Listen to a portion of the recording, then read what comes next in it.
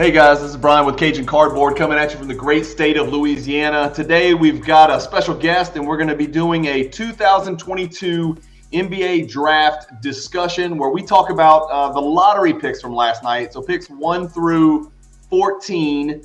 And we're not going to spend too much time on each, but we're going to kind of share some of the notes that me and my special guest today have made. We're going to talk through some general NBA stuff. There's going to be a little bit of basketball card talk, but if you're looking for just card stuff, today is not your episode. This is more for card investors, prospectors, and things like that. My special guest today is Jonathan Pixley, one of my best friends. He lives here in Baton Rouge with me. He's the only other person in Louisiana that knows anything about NBA basketball. So that is one feather in his cap. And Jonathan, thanks for joining us today. How are you, sir? I'm great. I appreciate you having me, man. This is going to be a lot of fun for sure. Yeah.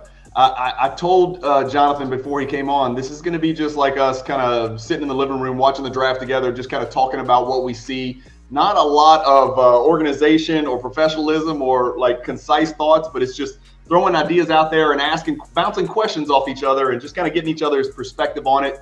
And hopefully you guys will appreciate the rapport that we've built up from being friends for about 35 years, I think, by my calculations. So, and I would be willing to bet that of those 35 years, we're approaching 90% of our conversations involve basketball, and probably 90% of those involve the NBA. So that's a pretty fair assessment. And the first time we've ever been recorded live, or not live, but recorded on video, right? So we've got to watch ourselves. It's a crime. It's a crime in itself. It's a crime. We really should share our gift with the world. So today's the first time we get to share our gift with the world. So everybody who's watching, you're welcome.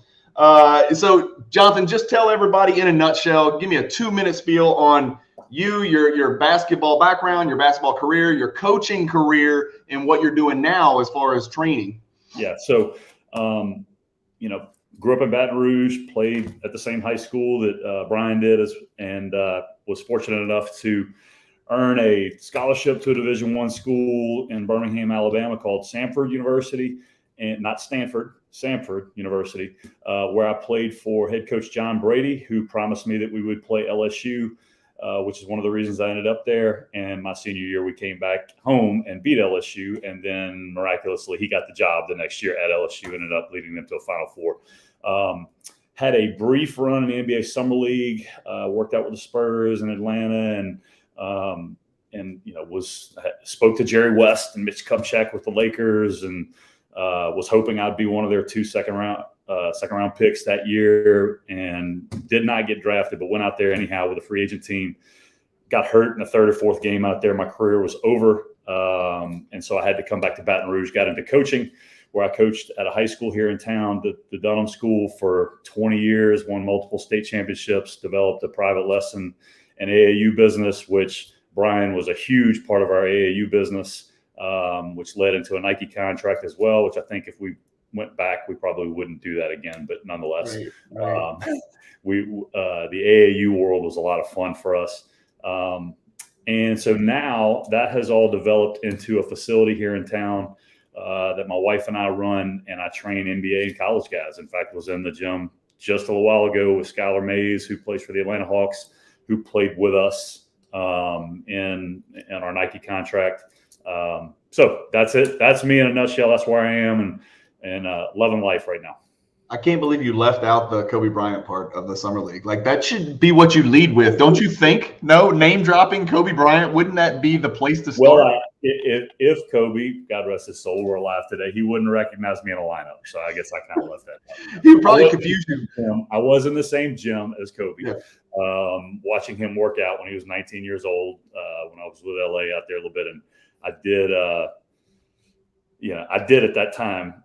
Also watching him drop 30 on Gary Payton and a half in the Summer League game. I'll never forget that. And said, you know what? I think this kid's going to be pretty good. And he was. He ended up being pretty good. There's not many 19-year-olds that can throw 30 on the glove, right? No. All right. So we came to talk about the NBA draft. I appreciate the background. So you guys can kind of get the gist of, these are two middle-aged dudes who've put about 65, 70 years, well, probably 80, pushing 80 years combined together into just watching the NBA with our fingers touching a little bit at the Division I college level, high level AAU in the EYBL, where I recruited and assistant coached you, head coached. So we've gotten to see a lot of these guys that have been drafted over the past few years, which has been pretty cool because we can say, hey, we coached against them, or we saw this guy, in these grassroots games on a very, very high level. So we've got a little bit of a background. Let's start, Jonathan, by going through some of the trades that happened just before the draft. I only see two trades that really matter. There was a trade. Let me screen share here for you. There was a Jaylen Green from Denver to Oklahoma City and a first-round pick in 2027. Will we even be alive? I don't know. For the 30th pick in this draft, that doesn't really matter to me. Does that move the needle to you at all, Jaylen Green? Not at all. Not one bit. Moving on. We're not going to waste any time on that. The next trade that is, some would perceive it to be relevant. Dallas picks up Christian Wood, who on paper looks like a fantastic fit, a versatile big. He's kind of the modern day big that can kind of pop and he can pick and pop. He can shoot it a little bit. He's probably 6'11", maybe 235, something like that. A little slight big. He's kind of an undersized 5, but an oversized 4 now. And so Houston pulled that trigger on that. Honestly, I like the trade from Houston's standpoint because I think Christian Wood sucks. I can't say it any other way. I don't like him. He's a black hole. I love Kevin Porter and Jalen Green. And Christian Wood thought he was the point guard. What do you see in Christian Wood? Yeah, I think it's all going to depend on, is he willing to take a little bit lesser role than he thinks he's capable of. And the good thing is he's playing with one of 5 guys in the world that he cannot argue is better than him. So, I think if he's willing to take that role, kind of a 3-and-D-ish guy, but also role pick and pop guy, he could make life a little bit easier. I'm sure he's willing to do that. Yeah. Christian Wood or Kristaps Porzingis? In a perfect world where both are healthy and both are playing for the Mavericks as currently, constituted, who you taking? Christian Wood, because we know what Porzingis is. We know what he is, and he's just not gonna move the needle enough to win a championship. So well, it's also hard to imagine a healthy Kristaps Porzingis. It's a hypothetical that's not even a hypothetical. Yep. Okay, the next big trade, we've got the Detroit trade, the number 36 pick, which ended up being some foreign dude with a girl's name, and a 25 first rounder, and then 2 second-round picks for Jeremy Grant. So Detroit traded Jeremy Grant, cleared up that cap space, moved him over to Portland. Thoughts on that from Portland's perspective, picking up Jeremy Grant? Does it matter? It's irrelevant. It's completely irrelevant. I get that they needed to do it, but my deal is you get rid of C.J. McCollum, and who's a 20-point-a-game guy. Now you replace him with a guy who, with Lillard, doesn't create his own shot great, right? He's a good offensive player, but I think he's more of an empty stats guy. I think he's an empty stats guy on a bad team. I think Denver was who Jeremy Grant is, right? They still need – if they're counting on him to be their number 2, then they didn't get better at all. If they have somebody else planned to come in, then that's different. Well, the question is, if you're hitting the reset button and you're doing a rebuild around, Anthony Simons and Nasir Little and now Shadon Sharp that they picked up, then why do you want a 28-year-old Jeremy Grant on a big contract? Right. It doesn't really make sense. I'd almost rather C.J. McCollum. I would too, but with that team, right? Again, it's going to depend on what he's willing to do. If he thinks he should come in and average, 22 a game and get 18 shots and all that, then it's a nightmare. If he wants to be a much better Michael Bridges, Covington, or Mikal Bridges. I mean, that's even better. You're right, because he is athletic. So then again, it's all going to depend on what they are willing to do. And again, Grant now is going to a team where he can't argue that he's the best player, right? Right. So that's right. That's right. So it's incumbent upon Lillard and Doncic to basically say, know your role, do what what we brought you here to do. And I think Grant might. I don't see it from Christian Wood because I've never seen anybody who, maybe Antoine Walker, but Christian Wood has never seen a shot he does not like. I don't like his game at all. And I'm with you. I think he believes he's a number 1 on a championship team, and he's going to be a problem. Yeah, I agree. Yeah, we'll see how it works out. Here's a deal in that town, though. Okay, if indeed that's the case, he will not last long. No, I don't think so. I think the two GMs, Mark Cuban and Luka Doncic, will send him out of town, right? And then look, and he's significantly better than Dwight Powell and the pick and popper, Maxi Cleveland, right? He's better than them, right? He's kind of a combination of them, but I don't know. We'll see. We'll see how it goes. Yeah. Okay, that's enough about trades. There was one. Well, let's talk about this. There was two more trades that sort of matter. I think that the Jalen Duren trade, and we're going to talk about Jalen Duren in a second because he was a lottery pick, and we're going to work our way through the lottery. Jalen Duren was basically just moved out of New York to create cap space, but it wasn't that much space. He was only on a 9.7, I think, if that's right. So he's moved to Detroit. Detroit's talking about Kemba Walker, right? I'm sorry. I'm looking at Kemba Walker and saying, yeah. So Jalen Duren, So Kemba Walker was moved out of New York to create cap space. Kemba Walker's going to get cut by Detroit, correct? Yes. Yes. Okay. Has to. Yeah. And then Jalen Duren was moved again, yes? He was moved from New York. He goes to. I know this. Hang on. What am I doing? Jalen Duren, he's traded to Detroit. Yeah, so he's part of that trade. So Jalen Duren is in Detroit. So they picked up Jayden Ivy and Jalen Duren. Yeah, okay. But Charlotte gets the Bucks 2025 first round pick via Detroit. There you go. Okay. Yeah. There was a lot of picks changing hands. Let's just put it that way, right? I think Jalen Duren was the biggest lottery pick that got moved, or the biggest draft pick that got moved. I don't recall any other big ones. The next one would be like the number 19 pick. You like the Walker Kessler kid. Just talk 2 seconds about Walker Kessler, what you see when you see him. I think, he only shot 29% from three, I think, or 20% from three this past year. I think, though, in today's game, he's going to end up being a serviceable three-point shooter. He's an amazing shot blocker. He is. His timing is absolutely incredible, and his feet are much better than you would think of some giant white guy. I mean, it's just reality. Agreed. But I think he's good on the block, which may or may not matter. But he's a great rim protector, and I think he's got a chance to be a good shooter. Yeah, I think he's got a place in the NBA. Let's put it that way. Whereas I think there's guys that were taken in the first round, they don't. Yeah, I would agree with that 100%. And I think one of them could be right here in Baton Rouge, right? Oh, okay. Here we go. We're going to get there. Okay, so let's pull up the draft board here. Let me make this a little bit bigger. That's what she's saying. Okay, here you go. So number 1 pick, Paolo Boncaro. Let's go through it real quick. From Duke, everybody should know who he is if you're watching this video. Drafted by Orlando, 6'10", 250. He was Orlando kind of pulled the old switcheroo. They tried to hide the ball, let everybody think they were taking Jabari Smith. I don't know really what they gained from that sleight of hand, but they ended up taking Boncaro.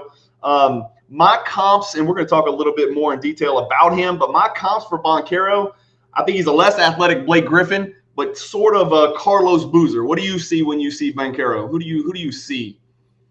I can't put Carlos Boozer and Blake Griffin in the same sentence, so I'm going to skate by that one real quick. Okay. And I think. And Woj actually brought this up. He's potentially like a stat stuffer, right? Because he's gonna have the ball in his hands. I think he's a better creator than people realize, like for other people, right? Because in college it's hard to accumulate a bunch of assists because the spacing is different and the number of possessions isn't the same. But I could see him. I mean, I think was it Woj or Windhorst? I can't remember who I was listening to, but they said they could see him being a 27-5 guy as a rookie because number 1, Orlando's bad, and number 2, he is skilled and the spacing could be good. So Blake Griffin, who was a much better ball handler and passer than people gave him credit for in his prime, that's probably a good comp outside of the freakish hops. But the build is similar. I kind of like that one. I would not put Boozer anywhere in his comp for sure. Blake Griffin's nice. I like that. He was often compared to Julius Randle, who I can see that as well, especially where Randle is now as a player. So potentially. And look, I'm not going to let you get away with stuff like this. So I've got Boozer pulled up. You're not going to bag on my guy, Carlos Boozer, one of the greatest Alaskans of all time. Yeah, he got numbers. Boozer put up some numbers, man. He made 2 All-Star teams. Early Olympic team. Okay, yeah, he's not a bad player. He had 20 and 11, 21 and 10. 16 and 10, 19, 20, almost 20 and 11. He could play a little bit. Now, he was ground bound, and I think Boncaro is somewhere in between. This is a big gap. Somewhere in between the athleticism of Blake Griffin and Boozer. Is that fair? So somewhere between you and me combined. You and me. Right. With versus Jordan. Ja Morant. Yeah. There you go. Yeah. Fair enough. Okay, talk about Orlando. Let's talk about Orlando. They got a bunch of little guards. They got Cole Anthony, Markelle Fultz, Jalen Suggs, and RJ Hampton's not a little guard, but he's a guard. So out of those four, you pretty much only need to run your team with two. Is it me, or do they have three guys that can only play point? Like Suggs, Cole Anthony, and Fultz can only play point, right? Well, Cole Anthony thinks he's a two, but has to have the ball in his hands. But you're right. From a size standpoint, yes, I would agree. Those guys need to be ones. They're going to have to do something with that. They're going to have to address that issue. I don't think they're going to have a hard time finding a suitor for any one of those three guys. They never had to deal with that issue because when Cole Anthony was putting up numbers, Fultz was hurt, and then and then Suggs came in, got off to a slow start. But I don't know which one of those three, if you were going to keep one, would you keep Fultz, Cole Anthony, or Suggs? Well, honestly, who can you get? Well, Cole Anthony's the dude I would keep probably. Okay. But the problem is you could probably get the most for him because he could go to a contender or a playoff team and be a great Vinnie Johnson off the bench. Yes. Right. Yeah, agreed. And so that would be the issue. The guy I would care the least about keeping is Fultz. I think Suggs, it's up in the air. I thought he was going to be an outstanding player. He still may for sure. Yeah. Right. So Fultz, it would go in order: Anthony, Suggs, and Fultz for me. Either way, they got to move somebody. As their bigs, I mean, you got Boncaro coming in. He starts day one, right? We're not even going to ask that question, right? Because he's in there working with Jonathan Isaac coming off of his second bad injury. Right. Mo Bamba, Mo Wagner, I'm going to call him a big, but he's really the clear three, I would think, on that team. He had a really good rookie season, a clear three, and then Wendell Carter, who actually – dude, I thought that guy was just a big, goofy stiff, but he put up some really good numbers and actually shot some really good percentages. He had nobody notices Orlando was horrific, but Wendell Carter, who was very low on my list of players to watch, had a really good season statistically. So I guess they go Wagner, Boncaro, Wendell Carter. Yes? Yes, and Wendell Carter ended up being a lot better than he was allowed to be in Chicago, right? Correct. I think that's a big deal. Now we're going to find out with those guys. Is it the Sacramento deal with De'Aaron Fox, Marvin Bagley, all these guys who kind of just throwing up empty stats right now? Or is there a core there that can come together and stay together and actually develop into possibly a playoff team down the road? Not next year for sure, but maybe down the road. You think it's weird? Have you ever heard of the number one pick not working out for the team that took him? Is that weird? He never worked out for Orlando, never even visited the city. Yeah, and they did a Zoom with him. That was it. And they loved him. So I don't know. Yeah, I've never, ever heard of that. I guess except for the COVID deal, but certainly who was the pick that year? I don't even remember. I don't either. Certainly he went there at some point before they picked him. I have to imagine. He was I've got trivia for you. You ready? I'm going to put you on the spot. Yep. One of two Division I freshmen in history, 600 points, 300 rebounds, 100 assists. Who was the other one? The other one would have been. Can you give me a decade? Yeah, we know his godfather. Was it? We're friends with him. With his godfather. He played at LSU. How about that? Does that help? He played in Australia. He was 6'10". We coached against him in the EYBL. Nobody in the world likes him anymore because he's not playing. Ben. Really? Yeah, Ben Simmons, 600, 300, 100. So Ben Simmons and Paolo Boncaro, that's it. And Division I players that have gone 600, 300. He was like 19, 11, and 7, wasn't he? Something like that? Yeah, man. Yeah. Okay. We kind of forget about it because we think he should have scored like 4,000 points. But isn't that amazing? You just said he played at LSU. We know his godfather. And I went completely blank because I have removed Ben Simmons from my mind altogether. I know, because we're talking about basketball. So the thought never occurred to you that Ben Simmons would come up in conversation. But I am wishing the best for him. I do hope he makes a comeback. And Yeah, he's a very hot topic in the basketball card world. I know you don't live in that world, but as you can imagine, there's a lot of people that were left holding the bag on Ben Simmons cards that bought way too high, and right now he's way too low. So I kind of hope for those people that they do be able to kind of squeeze some money out of that. But mega talent, man, mega talent. Yeah, mega talent. Even if he never shot a basketball, he could still help a team win a championship because he's one of the best perimeter defenders in the league, and maybe the most versatile defender in the entire NBA. I think. Who knows? Maybe, and I'm gonna throw it out there. Maybe of all time. I've never seen a 6'10", 240 that can push Steph Curry and Kyrie Irving back across half court after they've crossed it, right? And just move laterally like he does. So he's special on that end. But again, that doesn't sell tickets, and it doesn't make basketball card values go up. So he's got some negative heat. Tell me this, one word answer: Paolo Boncaro, franchise player? No. Okay. Well, if the answer to that is no, then I think we're about to go through the lottery, and there's about to be 13 more no's. Maybe not. We'll see where we go from here. Anything else you want to add about Boncaro before we move on to Super Chat? I do think, when you look at the average age of all these, the first, 14, 15 picks, of course, it's, in that 19 to 20 range. But I feel like Boncaro, even though he's 19, I feel like he's like 30 right now. He looks it. Yeah. I know that, but I'm like, his game is a little more mature. And these kids right now, they didn't shoot the ball well from the free throw line. When I say well, I mean like he was 73. Right? I think all that stuff is going to improve when it becomes their job. I think he's going to become a serviceable 3-point shooter. So when it becomes their job, you just got to project skill sets, and I think he's got a chance to be a really, really, really good NBA player, just not a franchise dude. Yeah, like Boozer, just like I said the first time. Yeah. But just nothing like him, right? Just nothing like him, right? So, and there's one thing you touched on a topic there. You said you think his shooting percentages will improve. That's one thing that I've learned from just prospecting in basketball cards and really just watching NBA drafts and watching players progress over the course of my life is if there's one thing you can usually count on from these alpha types, right? Guys who have great potential is usually their shooting percentages improve until they get to those peak years in their prime, right? Their late 20s, kind of right to age 30, 31. And then it starts to decline on the downside of that because it's more difficult to create space. Correct. They can't take bumps as well. They can't get as much lift to create gaps, to get clean looks.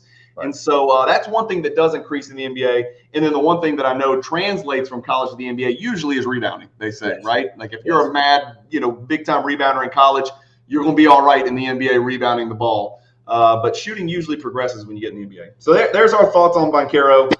Is that who you would have taken number one? It is, because I'm just not sold on any of these other dudes. Yeah. And I'm taking into account who's drafting him, right? Yep. So that mattered to me. You like him in Orlando more than Jabari or Chet. Fair enough. Okay, let's move on to number two. Let's just get it out of the way. Have you ever seen a human being shaped like this? Never. No. Okay, I mean, Bull maybe. It's disturbing / intriguing all at the same time. Right? It is. When my son told me about, he's like, watch this video. And I looked at it. I thought it was like one of those, you were going to tell me he's like 11 years old and he lives in New Zealand or some weird crap. And I was like, and then I watched it, and he moves a lot better than most people that are shaped like him. You know what I mean? Like, he doesn't move like Bull. He's got a little more springiness. He certainly doesn't move like Sean Bradley. Not that he's, Sean Bradley's 7'6" or whatever, but I don't remember a guy this tall, this thin, that had as much burst. And I hate to say burst, like not John Morant burst, but like he moves back and forth pretty well. He does. And I think with short shot clocks, right, he will have the ability to make on a switch, if he has to, make a handler turn once. And if he can make them turn once, then you're in help. We're going to see, though, the thing, he's a giant insect, right? Like he's like those old movies that were, the graphics were terrible. And so like these big monster insects, that's what I feel like Chet Holmgren is. But he covers so much ground. And the other thing is that I'm sure you were going to mention it, like Walker Kessler, his timing is amazing, man. Like, fantastic. His timing is amazing both on the defensive end and the offensive end. Like if you go watch him tip tip offensive rebounds. Like, he's got great timing with it, great touch, all that stuff. He's just 185 pounds. That's if you had to say your number one primary concern, it is unquestionably he's missing 45 pounds at least. Yeah, I mean he's missing it, and then the question is, can he put it on? Yeah, he can put it on. He's gonna have a team of people feeding him cheeseburgers and Smoothie King, but the question is, will he move the same when he tacks on those 35, 40 pounds? Will he move the same? Like Kevin Durant moves better at 240 than Kevin Durant moved his rookie year at whatever he was, 205, right? Because he's stronger, right? So that's stronger, and Tech will get stronger. Yeah, what type of weight does he put on? And look, with the nutrition of today, I think he's got a chance. You know, he is certainly, unquestionably, the most intriguing, risky, prospect here, because the dude could be a Hall of Famer, or he could be an absolute bust, right? And I think there's probably very little in between for him, is the thing. Agreed. I think he's one or the other. I don't know. I mean, he's just an anomaly. He really is. I mean, let's talk about the Thunder, right? So the Thunder picked up a few draft picks, but let's talk about where Holmgren fits in. They're set, I think. I love SGA and Giddey together. Giddey showed flashes of being a preeminent point guard in the NBA. I kind of wish, instead of SGA, who can't shoot a basketball, I kind of wish they had a much better, almost like a CJ McCollum or somebody next to Giddey. But SGA is great with the ball in his hands as well. So you almost got two ball dominant guys. I mean, Giddey's probably a point forward, because what is he, 6'7", something like that. SGA is about 6'5", 6'6", also a ball dominant guard. It's just a weird fit. We're going to talk about that for Detroit in a second. So Jayden Ivey's not in the picture for OKC. So they're choosing between Chet Holmgren and Jabari Smith, right? That's their options. Would you have gone with Chet, or would you have gone with Jabari? I would have gone with Jabari. But, I mean, again, just because I think of the risk factor involved. But apparently OKC was dead set. They weren't wavering. That was going to be their guy no matter what. And so they know something we don't know. So, we'll see what happens. Again, the ceiling – those are the two highest ceiling guys in the draft, right? Holmgren and Jabari, for sure. Okay. Jabari's high. I think Jabari's ceiling may be a little higher, just because I think he's always going to be more athletic than Chet Holmgren. And he just is. But it's what from a standpoint of down the road what their potential is, and I don't know. I would have gone with Jabari just because I think he's the next best player.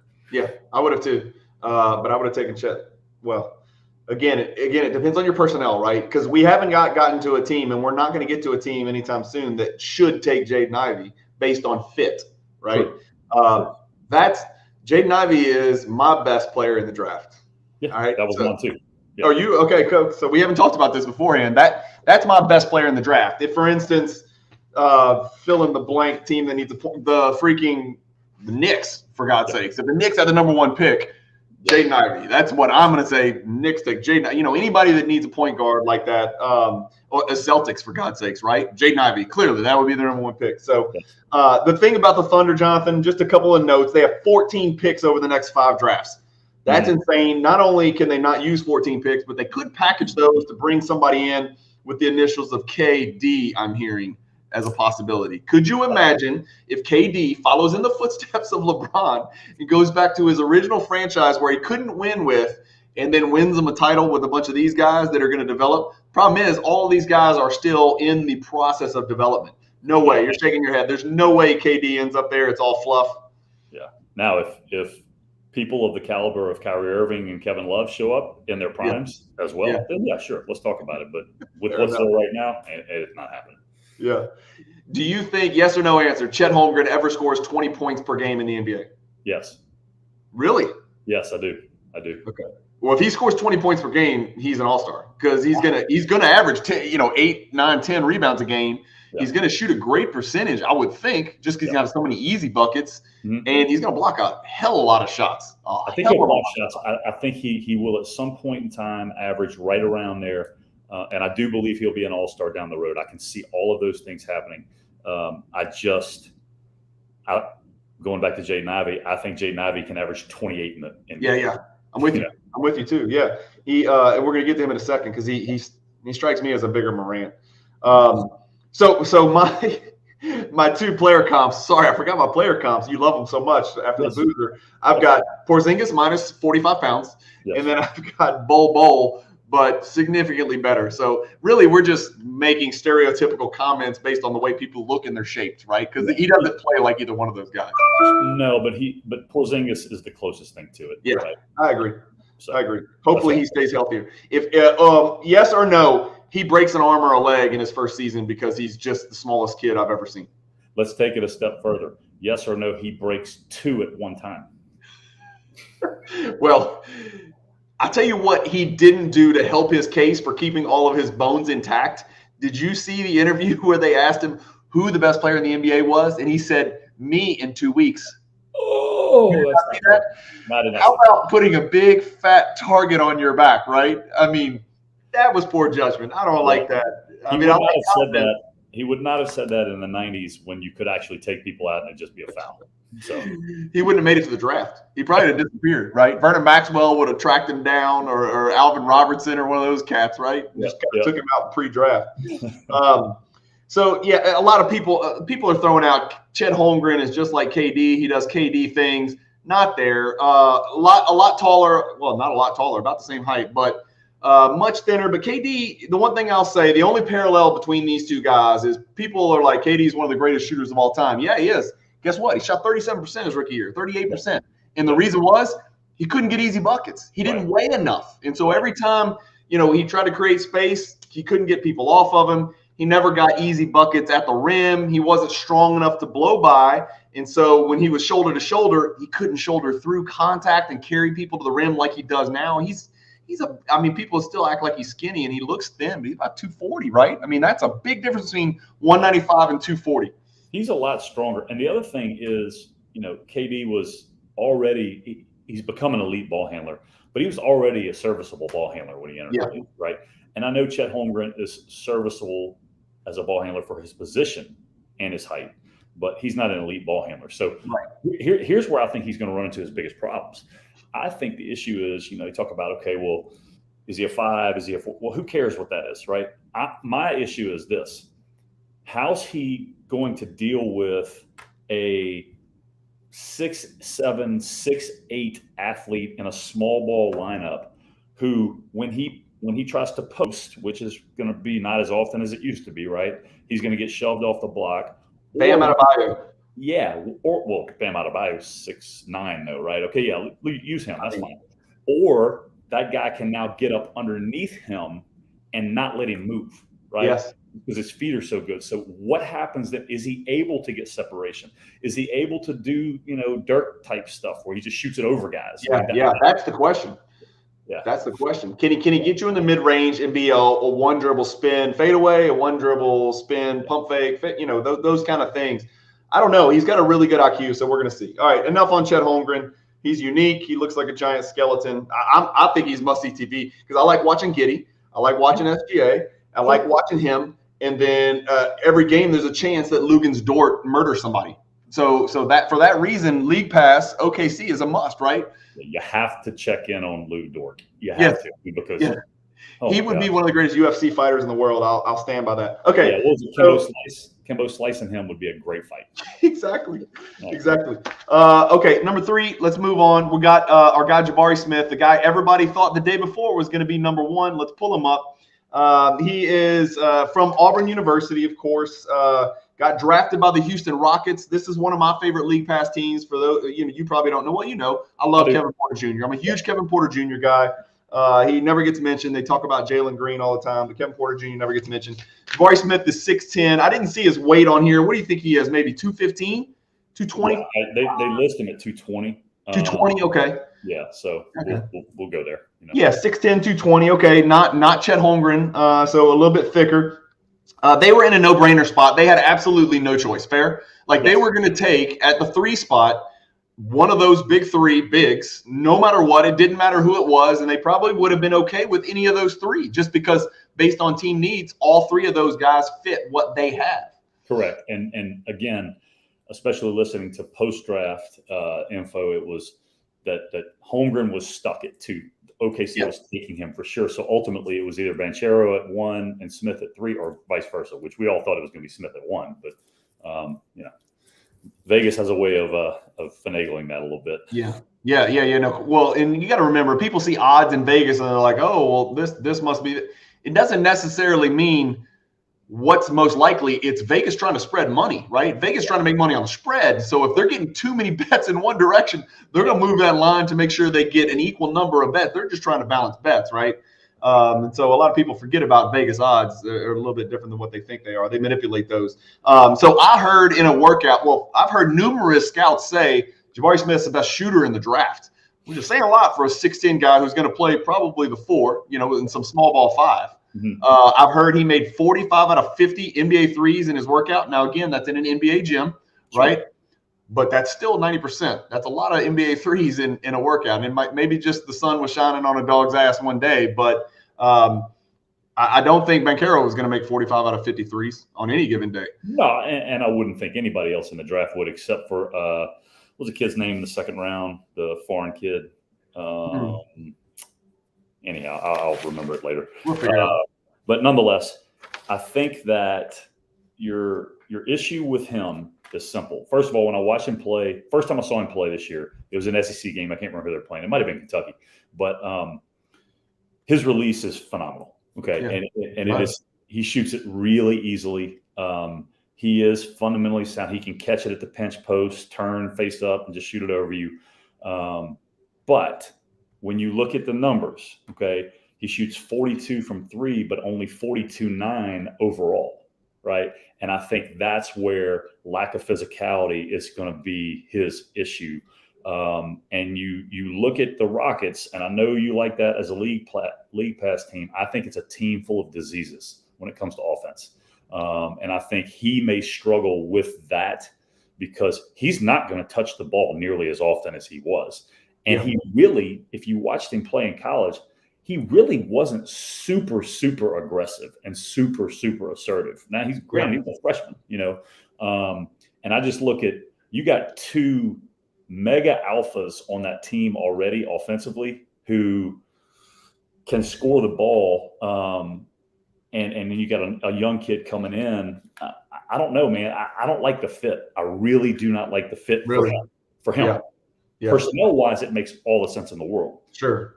I don't know, man. We're going to see with him. He's not going to – even if he thinks he has a green light, he can clap all he wants. That ball ain't coming to him from Jalen Green and Kevin Porter. But I will say this, and I know I'm very, very biased, but Kevin Porter I thought was overly giving of the ball to Jalen Green, considering, well, they both shot horrific percentages. Let's just be honest about it. But I thought KPJ was kind of going out of his way to be facilitator first, scorer second. And I don't think that's not the way he should approach the NBA game.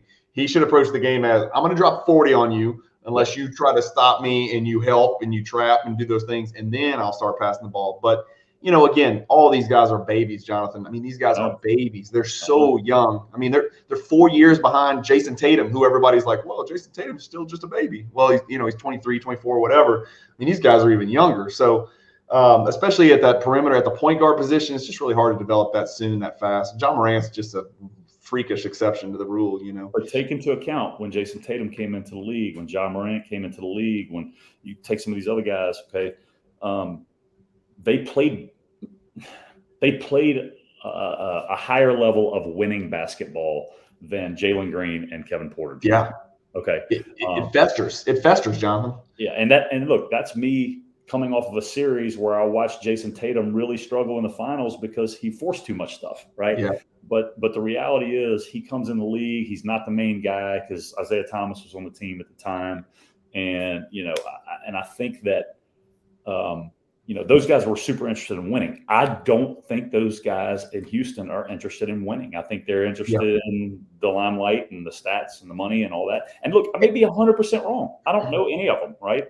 I just watch the way they play. I don't like. Well, and I know you don't mess around on Twitter, and I don't either, but everybody knows I collect KPJ, and they're like, man, you should have seen your guy on Twitter the other day.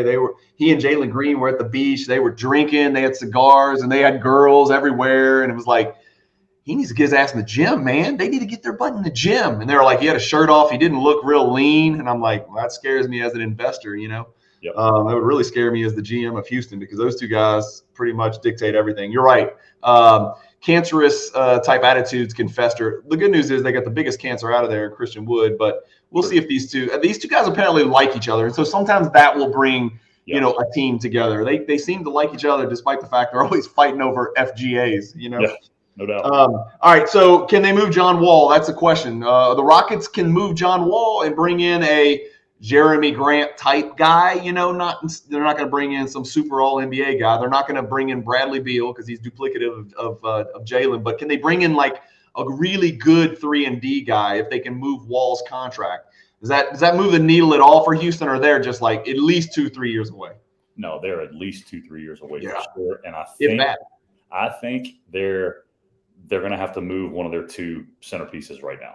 You think so? I believe so. Yeah, because you're going to have to, you know, addition by subtraction a little bit in that situation, because it's kind of like what Boston's dealing with Tatum and Brown, right? I mean, you're kind of hamstringing one of those guys by having the other one around. Now, the difference in the Boston situation is those two dudes guard, right? They guard. Yes.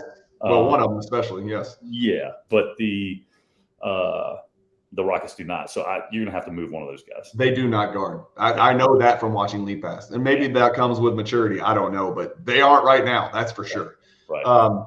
Yeah, that takes maturity. That takes sacrifice. That takes a lot of things that we haven't seen from either one of those two guys yet. But again, they're tiny little babies. So let's give them a little bit of time to mature and grow as men. All right. And so and we know a little bit about Jabari Smith's dad, right? We got to watch him play at LSU. He's got two of his best plays in history at LSU were the exact same fake wraparound 1 foot, 1 hand dunk, right? Once against Grambling and once against, I think, Arizona.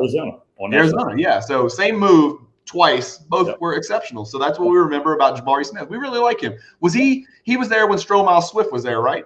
Sure was. He was an all-SEC guy. He was a good player. Second-round pick, I think. Second-round pick when he came out. Bounced around for a little bit. But no, he was a really good college player. Yeah. I think he had a cup of coffee with the Kings, I think, if I recall. He played with the Kings, huh? Okay. Number 4, Keegan Murray. You got to back up. Who's your comp? Oh, my comp. I keep forgetting my comps. I've got Chris Bosh on here just because he's the same height. He's left-handed, so it's hard to look past that. I've got Bosh on here because Bosh was kind of soft, right? That was kind of the knock on him as well. I don't know if Bosh shot it the same way. And, of course, guys back then didn't shoot it the three, anything like these guys that are 6'10" now, or shoot it as often. But I've got Bosh as the comp on because I don't think Jabari Smith's all that athletic, dude. I mean, I know he looks like he would be. I just don't. I think he's okay. I think he's got okay athleticism, but he doesn't have plus athleticism by NBA standards. So I've got Bosh as my comp. What do you think about that? I don't. Bosh is who everybody had as the comp, right? I think he is.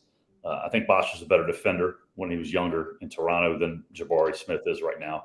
I'm going to throw a name at you and just hear me out on it before you crush it because, at times it'll. I don't know. Anyhow, so offensively, I see some Tobias Harris in his future.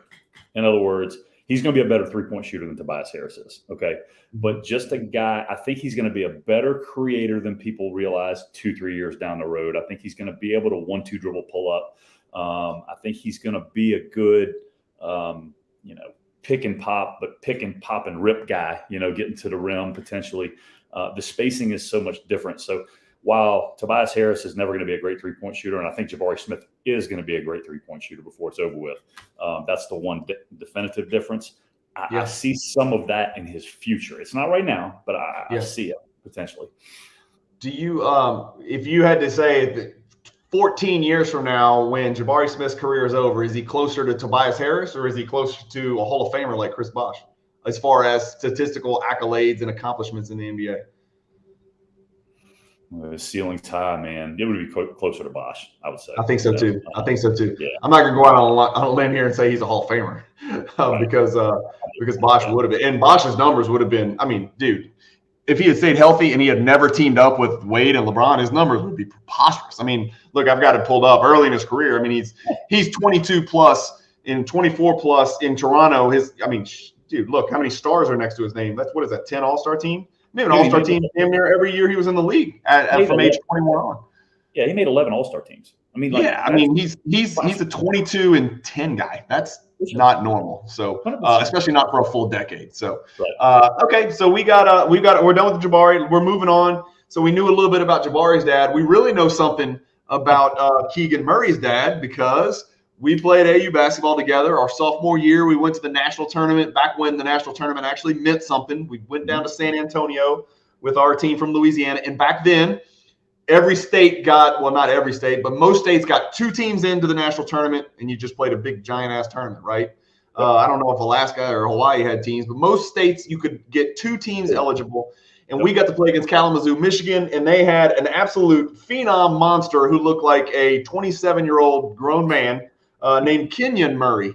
And he was very difficult to defend. And he was a very good player, and he went on to play at Iowa, and he was fantastic there, all Big Ten there as well. And so Keegan Murray is Keegan Murray's son. So we got to play against Keegan Murray's dad. But you have another story. You are even more familiar with Keegan Murray. Tell everybody watching what you know about this kid, Keegan Murray. So during the pandemic, Skylar Mays, who played here at LSU, like we talked about earlier, I basically, because of his inability to get to Chicago to Priority Sports, which is Mark Bartelstein and those guys, probably one of the 3 biggest NBA agencies in the world, he couldn't get to them to do his training. So he stayed here, and we would go into our facility and train during that time. And their agency ended up hiring me as his trainer. So as I'm training him, I'm developing a relationship with those guys. Well, for those couple of years, they wanted me to come up and help with some of the pre-draft training. Asked me, look, could you come up? And well, the issue was the COVID wouldn't allow it, and then there was the funky schedule the next year that wouldn't allow it. This past, it was about, I don't know, 2 months ago, I was actually able to go up to Chicago for a week and help with some of the pre-draft training where Keegan Murray was training. And, I was involved with several different sessions that he was involved in, but there was one in particular where it was just me and him because he wasn't allowed to play in any of the competitive stuff, obviously, because they didn't want him to get hurt. And I'm watching this kid the whole week, and I'm like, he is a robot, like in a good way, right? He's a robot from a standpoint of no facial expression, just gets to work. A lot of guys who are projected lottery picks, they were probably in Vegas, LA, partying, having fun, whatever. This dude was in the gym just getting after it, just working. So I have this one-on-one session with him, and we're working on pick and pop stuff, and I'm talking about shallow versus depth and this and that. And he said very little. All he did was make every shot he took just about. And his shot aesthetically is basically perfect. Okay. No movement on his guide hand, perfect follow through, no excess movement. And so you can tell he's been trained, I'm assuming by his father, right? So at the end of the session, okay, 15-minute session, me and him, no stops, just go. Phenomenal conditioning already, okay? He asked me, he's like, okay, so coach, what type of coverage would they be in to determine whether or not I go shallow or deep? And I'm like, oh my God, I love you. No wonder you're going to be. And so as I'm explaining to him why it's this way, he just looks at me at the end. He's like, oh, that makes perfect sense. Turns around and walks away. And I'm like, this kid's going to make it. He's going to make it for sure. Now, he's going an interesting situation as well, right, in Sacramento. I just think he's such a super solid dude. I think he's going to be a very, very good NBA player no matter where he goes. Yeah. So comps. I think you're going to like my first one, but he might be better laterally. I like Danny Granger. What do you think about that as a comp? It's not bad. He's bigger than Granger was. They list him at 6'8", I think. Yeah. Man, I think he's taller. I think he's taller than that. Really? Yeah, I do.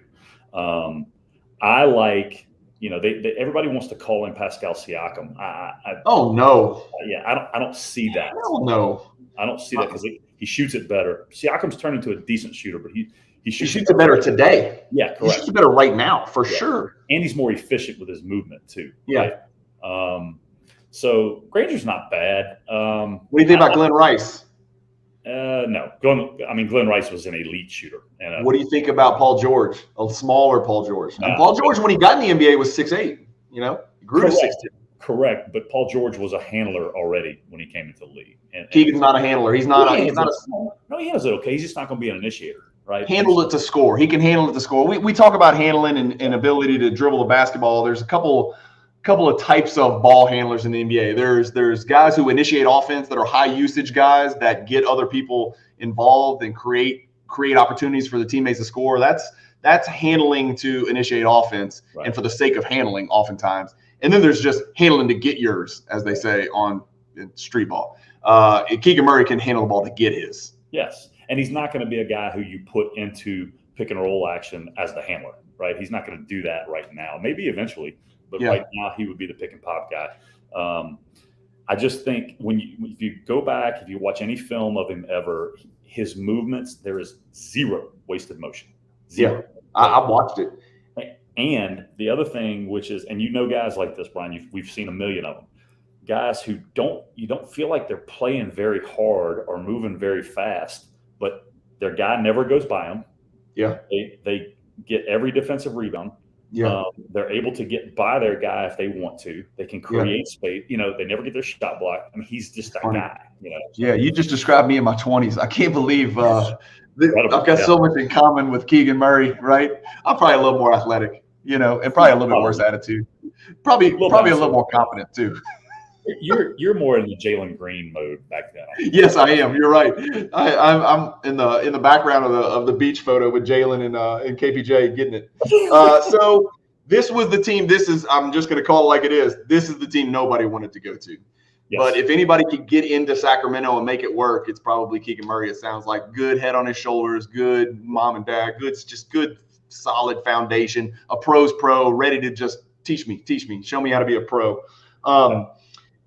Again, nobody wants to go to Sacramento, not just because they suck and have sucked forever. Management's terrible and always in flux. No one wants to live in Sacramento. Sorry if any of my viewers are in Sacramento, but I'm just calling it like I see it or I've heard. I've never been there. But I don't see it as a huge free agent destination. So if you're going to grow something in Sacramento, you better draft your ass off is all I got to say, right? It's kind of the same thing with OKC. If you really want to make it happen, you're going to have to get there and trade or get there by the draft because no free agents are going to say, I can't wait to get to Sacramento. Not anymore. Not after, look, if it didn't work with Weber and Divac and Stojakovic and Jason Williams and Bibby and those guys, you're not getting that. That's not coming again. Not like that. I don't think it is either. So he's in the mix right from the jump with Harrison Barnes and Mo Harkless. Does he kind of come off the bench and be a rotation guy for a year, or do they plug that mug in there right away and say, that's your wing right there, and then Harrison Barnes comes off the bench? Or I guess they could move some pieces around. I mean, yeah. Because they're not going to win anything. Barnes could play the 4, right? I mean, he could in today's game. Yeah. Keegan's definitely a 3.5, 4. Could play super small ball 5. Physically, he's a little stronger than he looks, but he's wiry. I think that with him, here's the deal: regardless of what he does, the way I envision it with him, if he comes off the bench at the beginning of the year, they're not going to be able to keep him on the bench. Right. So he's going to earn his way in. Start. Yeah, eventually. Yeah. Yeah. I mean, look, if there is such thing as a window for Sacramento, Harrison Barnes ain't in it. We know that, right? And so, if you're going to opt for a wing and they're what and what right now, and Barnes brings some stuff to the table, but I think you throw Keegan Murray in there. Barnes could play the undersized 4 and then make them a really, really high tempo team, and they play it with a really high tempo. Sabonis doesn't really help the tempo. But I guess you're looking at Fox and then either Davion Mitchell or DiVincenzo at the 2, Keegan Murray, Barnes, and then Sabonis at the 5 with Rashawn Holmes coming off the bench. Murray, in my opinion, Keegan has to start. Like, you got to start if they won, but I'm not sure they're going to. I don't know how they handle. I don't know what the hell Sacramento thinks, honestly. Yeah. Nonetheless. Yeah. If any team in this draft needed to be in the top 3, it was Sacramento. They did. Right? They did. Because any of those 3 guys paired next to Sabonis would have been perfect. Yeah. In my opinion. Yeah. Anyway, all right. So that's it for Keegan. You see him as an all-star one day, yes or no? It's tough, man. There's not that many of those out there, man. Same guys are getting it every year. Man, I'm going to say yes. I'm pulling for the kid, but I'm going to say it's not going to happen in Sacramento. That's a pretty safe assumption, right? If Darren Fox averaged like 24 and 10 and did not make an all-star team, that pretty much seals the deal. That's the same thing as saying, I'm going to say Sacramento's not going to win an NBA title in the next 5 years. Yeah, probably not. That's probably true. All right, fair enough. We're done with Keegan. Okay, I like Keegan. You like Keegan. Big time player right there. And now we get to our guy that we think was the best, or at least probably has the most upside in the draft, Jayden Ivy. I was sitting there. I was like, please don't. I did not want Jayden Ivy to go number 5 to Detroit because I think the Pacers are next, and I think the Pacers are in the process of moving Brogdon. I think they're trying to move Brogdon and Miles Turner. So I was thinking that would be a place where Jayden Ivy could really thrive. I like watching Cade Cunningham. He really came on strong towards the end of the season. It really started clicking, and everybody was real concerned at first because he couldn't hit the side of the barn with his jumper, and then he started to click and he started to figure the game out, and it really slowed down. And he didn't have a lot of help around him, but he still started putting up really good numbers. So I was kind of hoping that Jayden did not go to Detroit, but they had to take the best player available. I hate the fit. I think it's horrific. I think it's as bad as it gets. He's a ball-dominant point guard. Cade is a ball-dominant point guard. Who slides to the 2? Cade? He will. Yeah. He will. They'll play. It'll be a dual thing, but I think Cunningham's your point guard there for point whatever you want to call it there for as long as he's there. I look at Ivy as, and I know he's a combo and a ball dominant guy and all that. I look at him as a freaking scoring machine in the NBA at some point. That's why I think the fit may be a little better than you feel it might be. It is certainly not ideal. That is for sure. Okay. But one of his biggest issues is he's not a great catch and shoot guy. But part of the reason is because he takes a low volume of those because he's always got the ball in his hands. If he can develop that, I think Cunningham's a dude who makes the game easier for the guys around him. He always has. And it may end up working out okay. The reality is, though, you have those two guys. You got to get another serious dude at some point. Oh, they're not even playoffs in order to even think. They're not going to do that next year, obviously. But I'm just saying. I'm not asking you any questions about Detroit because nothing I asked you is relevant. They're at least 2-3 years away, and they need another all-star caliber type player or uber super prospect. When I don't think I'm going to surprise anybody when I say that my comp for Jayden Ivy is Dellavedova. I think they're almost the exact same player. And anybody who thinks differently doesn't watch the game. They don't. Right. Everybody's entitled to their opinion, but if you don't think he's like Dellavedova, your opinion is wrong. And really, it's more of a mix, and people may remember this former Orlando Magic point guard, kind of a mix of Dellavedova and Chris Corchiani. It's really kind of in the same mold. Yes. Both those guys are super long and rangy and athletic. And, it's like creating the perfect point guard, right? And blending those two guys, Dellavedova and Corchiani. Yeah. Okay. No, but seriously. Probably you can't look at him and not think John Morant just because of recency bias. John Morant just did this. He just came out of nowhere, just like this kid did. Jayden Ivy, believe it or not, is significantly bigger than John Morant. He's 6'4", 200. That's pretty good size. He's put together a little bit better. Jaw's tiny, almost Iverson-like. And so I think Jayden Ivy's frame. Jayden Ivy could look like I hate to use Chris Dunn as an example, but he could look like Chris Dunn maybe in a year, 6'4", 210, 212. That's a tank, man. Chauncey Billups kind of build. Dwayne Wade? Yeah, Dwayne Wade, that kind of build, right? Who knows? Well, let's talk about Jayden Ivy. What else we got? Terrible fit, 2 dominant ball, high usage point guards. I don't like that, but bye-bye Killian Hayes. He's absolutely irrelevant. I thought he was terrible anyway. Gone. Yeah, go back to France and play in France. Detroit, I have my notes. My notes literally say Detroit still sucks ass. Fair? Yes. Terrible. They're not even remotely going to sniff the playoffs. Do they win 25 games? No way. Okay, yeah. Because and the reason I say that, you just shipped out your second best player, which may be third, but Jeremy Grant is now gone. You got nothing, useful in return other than picks. And then your bigs are Sadiq Bey, Bagley, and Isaiah Stewart. Yeah. And I guess unless you count Kelly Olynyk, that's not going to get you into the playoffs in the East in the NBA anymore. Every one of those guys, playoff team, comes off the bench. Every one of them. Yes. All right. I got 3 guys, and you've got to put them in order of most athletic. I don't even want you to explain yourself. Just answer the question. Yep. John Morant, Jayden Ivy and Derrick Rose. Prime Derrick Rose, obviously, right? Okay, so I'm going to go Ja, Derrick, and Ivy. And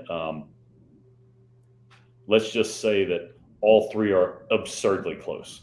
Okay. Yes. Fair enough. Let me ask you a question. Okay. Where do you put prime Russell Westbrook in that class? I like to qualify my answers because I separate athleticism into horizontal and vertical. But if I had to put him in there, I'm not answering your question. I don't know. I'm about to cut this thing off because I hate even trying to answer it. I would put Westbrook. I just haven't seen enough Jayden Ivy to put him in that conversation, but I've seen highlight clips where it makes you go, whoa, you're not supposed to dunk the ball in that situation or off that foot. That's not normal, right? The difference between those three guys and Westbrook is with the ball in a straight line, I don't think any of those guys are as fast as Westbrook. That's just me. So horizontally, I say horizontally, I mean ground-bound athleticism from A to B, I think Westbrook is one of the craziest things I've ever seen. Prime Westbrook, right? Prime Westbrook. So I would say this, okay, and I have an argument that I think Russell Westbrook might be the greatest athlete in the history of the world, okay? And here's why I say that. Yeah. None of those guys you named could consistently, on a made basket, which Russell Westbrook probably gave up, by the way. Yes. Could take an inbound pass and go dunk it on the other end. Right. Off an inbounds. Okay. Yeah. And I've seen him do it tens of times. And here's the other thing people don't realize with Westbrook is he's blowing by people who aren't really closing out on him because he can't shoot. These guys can actually shoot a little bit, right? I mean, a little bit. And Westbrook has always got this huge gap, but even in his prime, it didn't matter. Now, obviously, he's declining and diminishing, which is sad to see, but it happens to everybody. So that's a tough one right there. That's four nasty, freakishly athletic dudes. Yeah. Does he have more upside than any of the big three that we named? And Keegan Murray? Does he have the most upside of the five guys that we've talked about? I think he does. Okay. Yeah, I think he does because I think his game translates the most easily out of all of them. Yeah. For sure. I think the spacing in the league for him, even as bad as Detroit is, I think he's going to put up a bunch of empty stats, but it's going to be a lot of them. It's going to be a lot of them. You know what the kind of the correlation, the reason I think he's going to explode when he gets the league is because the four guys that got drafted before him that we just named, Jabari Smith, Chet Holmgren, Boncaro, and Keegan Murray, were all bigger than their opponents in their opposition. And so they got to bully people. He thrived in college, but it's almost going to be like he's getting uncaged when he gets in the NBA. 100%. And when there's that much more space, dudes with this type of electric athleticism and ball handling and scoring ability, I think he's going to be unleashed on the NBA, very similar to what John Morant did. I think he's a dude who can come in the league, and this is saying something now. I think he can shoot 7 to 8 free throws a game. I think he can get in that 7 or 8 free throw attempt. Yeah, and that's it, man. That's how you get to 25. You don't get to 25 points per game unless you're getting 6, 7, 8 free throw attempts a game, or 10. In some cases with Harden and Giannis. All right, we're not even going to talk about Detroit. We both think that he can be a franchise guy. It's going to be weird watching him develop side by side with Cade because I think Cade's a potential franchise guy as well. It's just going to be really weird. Again, I guess I'd like to watch that team on League Pass, but I don't know. I guess. It's going to be weird. Let's just say that. Next, Benedict Matheran. I'm not really sure. I think it's Matheran. Big, strong, physical wing out of Arizona. Got drafted by Indiana, which is where I was hoping Jayden would drop to. But Benedict Matheran goes to Indiana. 6'6", 210, 215. Fantastic looking NBA body on the wing. Body comps, just like the way he looks, right? Anthony Edwards, Isaac Okoro, DeAndre Hunter. Those three guys, that's what he strikes me as physically, the way he moves and things like that. Anthony Edwards is a little bit thicker, obviously, than 210, so he's in a little bit of a different class there. Who do you see him as an NBA comp? Anybody that comes to mind? Jaylen Brown. Yes. I see it. I think he's he scores it well.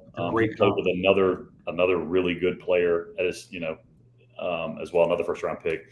So I see that. I like, when you say stuff like Anthony Edwards, like Jaylen Brown is freakishly athletic. Anthony Edwards is like alien athletic. Agreed. So Agreed. I don't see this kid as that necessarily. No. So I would like him more. I just meant body-wise.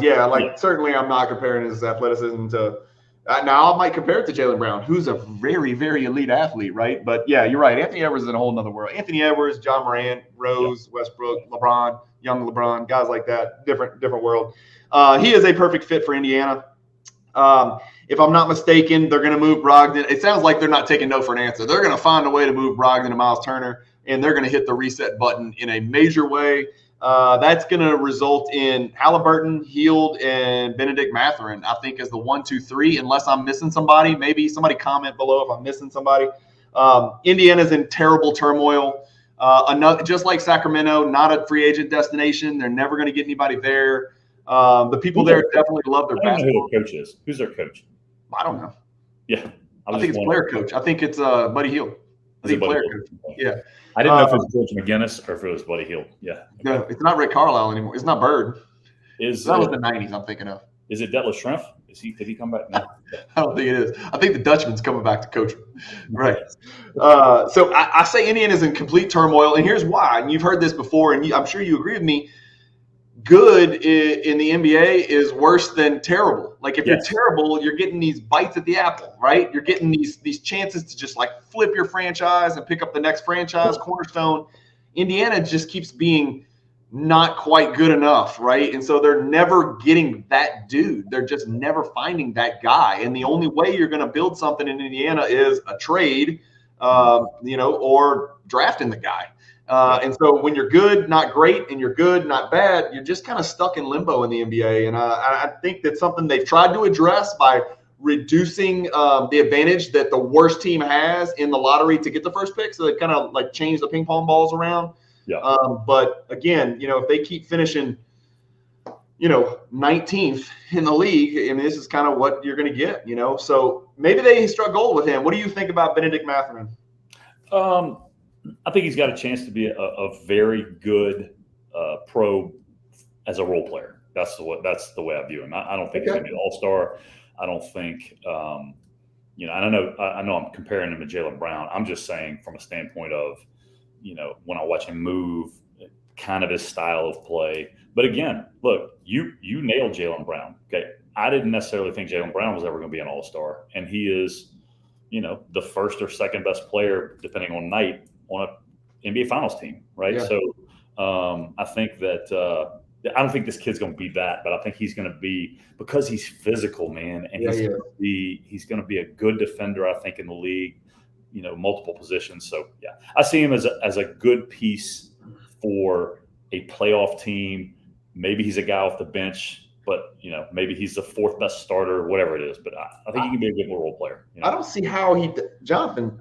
I mean, I'm a little higher on him than you. I don't see how he doesn't get the opportunity and push for first team all rookie team. I mean, doesn't he have to start? I mean, if they're clearly rebuilding, I'm saying on a playoff team. No, and you're talking long term. I'm just saying, don't you think he's going to be able to push this year and get big time field goal attempts? I mean, Halliburton is not a shoot first guy. Hield is. Hield doesn't really create his own that much, but Halliburton's a super willing passer, kind of a DeJounte Murray light distributor kind of guy. And I don't know who else is going to score for them if they move Brogdon and Turner. Yeah, he's going to have to start for sure. Again, though, I don't know how much have you watched him play? Did you watch him play a bunch? A little. Yeah, I saw. I'm really making shit up here, dude. I'm kind of talking out of my butt. You know that. I know, so am I. But it's to me, when I watched this kid, and I missed on Tatum, right, to a degree, because I thought Tatum was stiff coming out of college. And I still think he is a little bit stiff. Right? I still think there's some issues. And I don't think this kid is stiff. I just don't think he is like a supernaturally gifted, super polished offensive player. Yeah, I know what you mean. Yeah. He doesn't slither through people. But I tell you what, he's bouncy and he's put together. Yep. And he shoots a good percentage, and he's a good three-point shooter. So, but again, there's three levels that you got to score the ball to be a big-time scorer in the NBA. You can't just make threes and dunk the ball. You've got to have that mid-range game. So okay, that's Benedict Matheran. No way Indiana becomes relevant anytime soon. Really, his ball handling. We want to see if he's got elite ball handling. Right. We don't know that yet. He's 19 years old. He is 19 years old. We keep bypassing that. That goes without saying. We're not saying, there's no chance. We're just simply saying based on what we've seen in the past and just taking a wild random guess. This video may not age well, right? We may have already passed 6 Hall of Famers. You never know. But what's funny is, and I made a note of this, is like, I just kept hearing everybody saying he's an incredible three-point shooter. He's an incredible three-point shooter. And he shot 37% from three. College line. What from the college line? What did you shoot in college? What did you shoot from three in college? I was 42, 43 with guys hanging all over me. Yeah, right. And not 6'6", 210 and able to create 9 feet of separation either, right? That's right. A little more contested. I mean, I was shooting 49, 50%. Now, I was all catch and shoot. And you were doing a little more off the dribble, and you took a lot more than me. Right. But I'm sorry, 37% ain't cutting it in my book from college three if you're the best player on the floor. That's just not good. Well, look, here's what my freshman year, I think I shot 48 because I was open, right? Yeah. And then after I wasn't open anymore, then it dropped to 42, 43. But no, you're right. And it's like this guy, you're playing him to drive for sure. Okay? Yeah. And he's better. He's got to have some gap, right? So if he shoots 37, that means he's okay. He's okay, but not a great player. Not elite, right? That ain't elite in my book. Just because it looks good coming out of your hand doesn't mean you're a great shooter. The ball has to freaking go in. It's called the Ben McLemore rule, right? Yes. Just because it looks like you have the perfect shot, that doesn't mean you have a perfect shot, right? Mechanically, but you still have to use your eyeballs and make the ball go through the hoop. Yeah.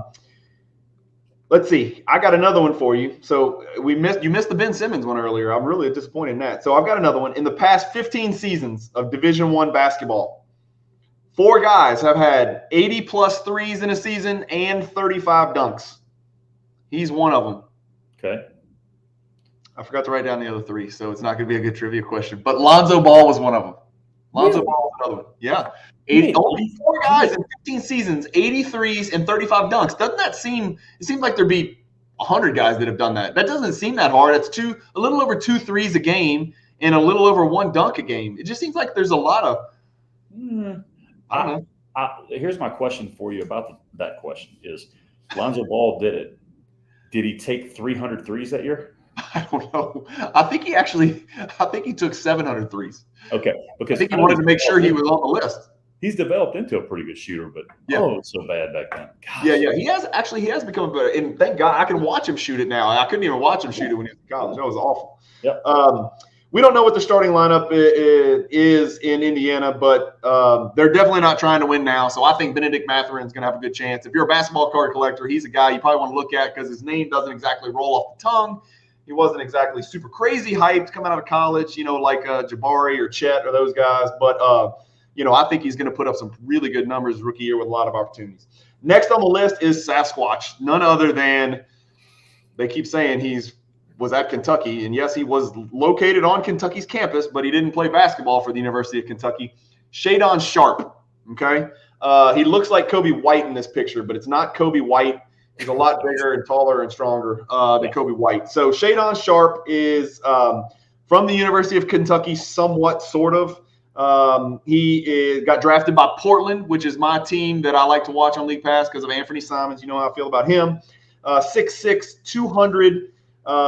Give me some comps for Shadon Sharp. What you've seen of Shadon? Has anybody seen Shadon Sharp? So if you watch him a little bit, and this guy's name is coming up way too often for my liking, but Jalen Green is not a bad comp for him. He is not as bouncy, but he's pretty bouncy. This will give you some context because he hadn't played basketball of any significance that we know of, but he did average 23 in the EYBL. Okay, that's where I was going next. So if he's doing that, I mean, we know for sure he's playing against the best players in America. And if he's doing that at 23, now I don't know what he shot. Did he shoot 37%? Did he shoot 47%? Right. I don't know. But the highlights sure looked impressive. And he's I'm going to say, I'll call him typical 6'6", rangy wing who can create space, and he has a natural look to him when he moves and scores. So I think he's got a chance. 3 things. I made a list of 3 things that give me a little bit of confidence. Keep in mind, I've never seen the kid play. I've seen some highlights. I've read about him. I've seen some clips. Number one, you nailed number one. He led the EYBL in scoring. That matters. For those of you who don't know, that's the Nike League. It's, arguably the best grassroots circuit in the nation. Not arguably, it's the best grassroots circuit in the nation. Go down the list of guys that played there: Ben Simmons, Jason Tatum. We can go forever, right? Jaleel Okafor, Grayson Allen. Yeah. Grayson Allen. Anyway, big time players play in the EYBL. It's about the best circuit you can get. So he led that league in scoring. Number one. He scored 23 points in 28 minutes in the EYBL, which is 33 points per 40 minutes. Right. That's a big clip in the EYBL. I've been there and seen that, and that is not normal. Number two, Coach Cal wanted him at UK, even if only for half a season. Yep. That means something. That means Coach K thought, I could bring this kid in, and it might be the difference between a national title and not, right? Right. And number three, he was the consensus number one player in high school before all the chaos, and he stopped playing high school and all that stuff. So those three things give me some hope that a lot of people have put eyes on this kid. From what I've heard, some of the NBA scouts, when they came to watch Kentucky practices, he basically stole the show. Like, he was clearly the best player in Kentucky practices. And while Kentucky right now is not what Kentucky was a few years back, they're still putting out pros. They probably still had 7 pros in that, probably 10 pros, probably 7 NBA pros in that Kentucky practice. And everybody who saw him said he stood out head and shoulders, and people's jaws were on the ground just because of what he can do. So he's kind of, I call him a Sasquatch. He's lurking in the shadows. Nobody knows anything about him. He's a perfect type of candidate if his cards come out at a reasonable price point for card investors to look at, the upside for Shadon Sharp. Because everybody says high risk, high reward. Now, the question is, I think, Jonathan, from what I've read, his motor, his consistency, his work ethic, can he even play in a team setting? He's never really played in a truly – the EYBL, let's be real, is get out of my way, watch me get it. It's not college basketball. It's certainly not structured NBA basketball with rules and, spacing and certain, pilot practice, practical – considerations and stuff like that. So I don't know if he can process all that stuff. But my comp for him, he reminds me of Tyreek Evans. Big, strong, physical, super silky ball handler, great build. He's probably even bouncier than Tyreek Evans from what I've seen. But Tyreek Evans is rookie of the year, man. Tyreek Evans averaged 20 points a game as a rookie in our favorite city, Sacramento. So he's kind of one comp. Another comp is Cam Reddish, but he's a little bit smaller than Cam Reddish. Mm-hmm. And I don't want to really compare anybody to Cam Reddish because he hasn't done anything. And then who else do we have on here? And then I have on here he's maybe a little bit thicker Jalen Green. That's what I have, a little thicker Jalen Green. Tyreek Evans I have as a comp for a later guy in our draft. Okay. So I'll save that. Okay. I think there's a couple interesting things about this kid, in my opinion, not knowing much about him. First of all, the Blazers have history, right? They have had a successful history. Typically they're not in this position in the draft. And so when you have a veteran-laden organization like they typically do, right, you're going to take a chance at the 7 spot on a kid who didn't play a year of college basketball, who's not 7'2" or not 6'11" and rangy, right? He must be able to play. Yeah. That's the only way I can look at it. This is not a franchise drafting that is a disaster in the draft year after year. This is a team that knows what you need to do to win, maybe not titles, but be consistently good. So there must be something to it. That's the way I look at it. There's got to be something to it. I can't. I'm with you. I can't sit here and speak from a position of confidence of saying what he is. I keep reading what he could be, and I've read it in so many places. Where there's smoke, there's fire. The kid must have tremendous upside for the Blazers to have done this. And the Blazers are in a very confusing situation anyway. Yeah. Why would you move Covington? Who else did they move? They moved another 3-and-D guy, Norman Powell, McCollum. But keep Lillard, whose window is, I got to believe it's closing relatively soon. Yeah. Why not just move it all, right? I know Lillard's being loyal to you, but it seems like they should get down, sit at the table, and say, Shadon Sharp, Anthony Simons, Nasir Little, let's just blow the whole thing up because they're going to end up in that Indiana good but not great situation. And like they are right now. For so long. They've lived there for so long. That's the problem. Forever. You know? Even with LaMarcus Aldridge, they were there back when LaMarcus Aldridge was playing. Yeah. You know? Just never could put that second or third guy with their main guy, or their main guy wasn't good enough. Or right. Whatever, you know. So Yeah, you're right. McCollum is a great player. McCollum can't be the beta on a championship team. No. Period. You know? And the good news is for the Pelicans. Yeah, the good news is for the Pelicans, he's 3A or 3B, depending on how you look at it, right? You got Zion, you got Ingram, and then you got JV and McCollum. You know, those kind of 3A, 3B. They got to trade Zion. That's a different vibe. Dude, they're not trading Zion. We could do a whole separate video on that. Yeah, they're not going to, but they need to. But yeah, well, anyhow, it just depends on what they get back. But yeah, you're right. Anyway, is he a franchise player? Who the hell knows? I don't know. You don't know. We're not going to guess. But I mean, a lot of people like him. Yeah. Next is a guy that we hopefully will get to see if we can make a little trip 50 miles down the road to New Orleans. Dyson Daniels played at G League Ignite. Let me pull Dyson up here on our screen. I'm not very good at using these screens. We got Dyson pulled up right there. Got Dyson Daniels from the G League Ignite, right? That's the team where they put together the super kids, and then they play against the other G League guys that are chasing contracts. He's got signed by he got drafted by New Orleans, the Pelicans. 6'6", 185. Apparently he's 6'8" in shoes though, which I thought was odd, right? Is he wearing Skechers when he gets measured? I'm not sure New Balance, what he's doing, but he was 6'6" barefoot, but 6'8" in shoes. So there's some hellacious shoes. Yeah. Comparisons. Have you gotten to see this guy a lot? Who do you see when you see him? Because I haven't watched G League Ignite, so I basically did just some research. I did see clips. So in the clips, it looked like a little Tyrese Halliburton, but it was that's really the only comp I have as of right now. I'll be completely transparent. I don't know a lot about anybody in the G League Ignite. I don't either. And that's the downside of the G League Ignite. The NBA scouts get to see these guys more than college, right. But the fans and just people who love the NBA really rarely get to see them. I guess I could if I really wanted to watch online and I cared enough, but I don't. Right. First G League got drafted in this draft, right? He went right here, number 8 to the Pelicans. Yep. He went NBA Global. He played in the NBA Global Academy, and then straight from the NBA Global Academy to the 1 year with the G League Ignite and the G League. So there's not a huge amount of public fanfare out there. The bad news is he's a guard, and he shot 26% from 3 and 59% on free throws. That is very worrisome for a 6'6" player. Am I wrong? Am I missing something there? Did he shoot 59 or did the next guy shoot 59? I had this kid at 74.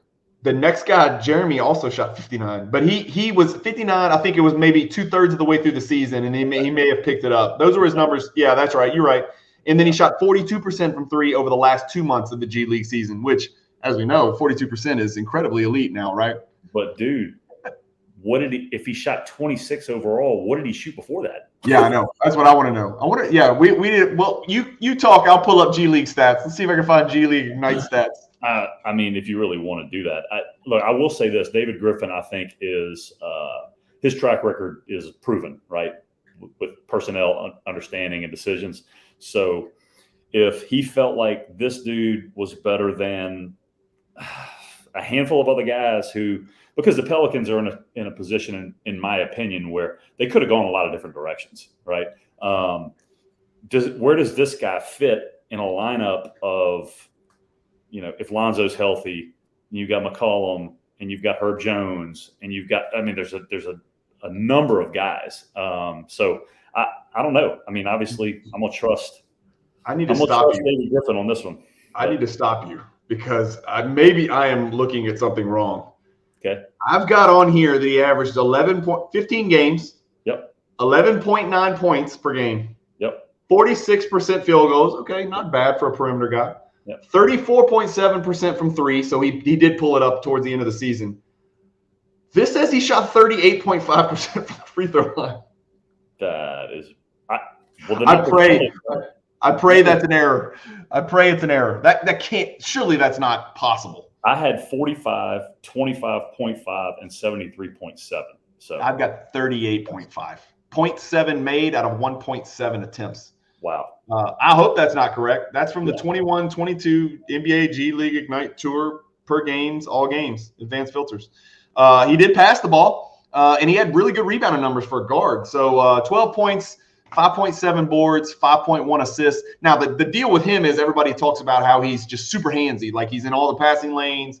He's a pain in the ass on defense, disrupts other teams' offense. And that's pretty much clear. He averaged 0.7 blocks a game, which is a pretty good number for a guard.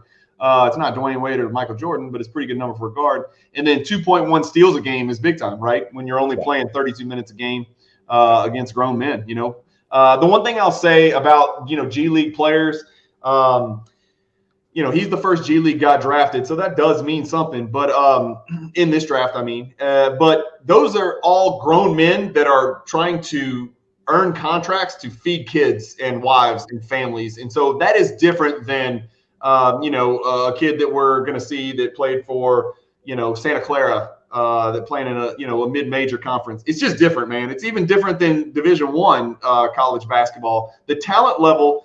I don't think there's a crazy disparity, but the how developed the opponents are physically, certainly I think there is. What do you think about that? How would you compare G League with Division I high major college basketball now?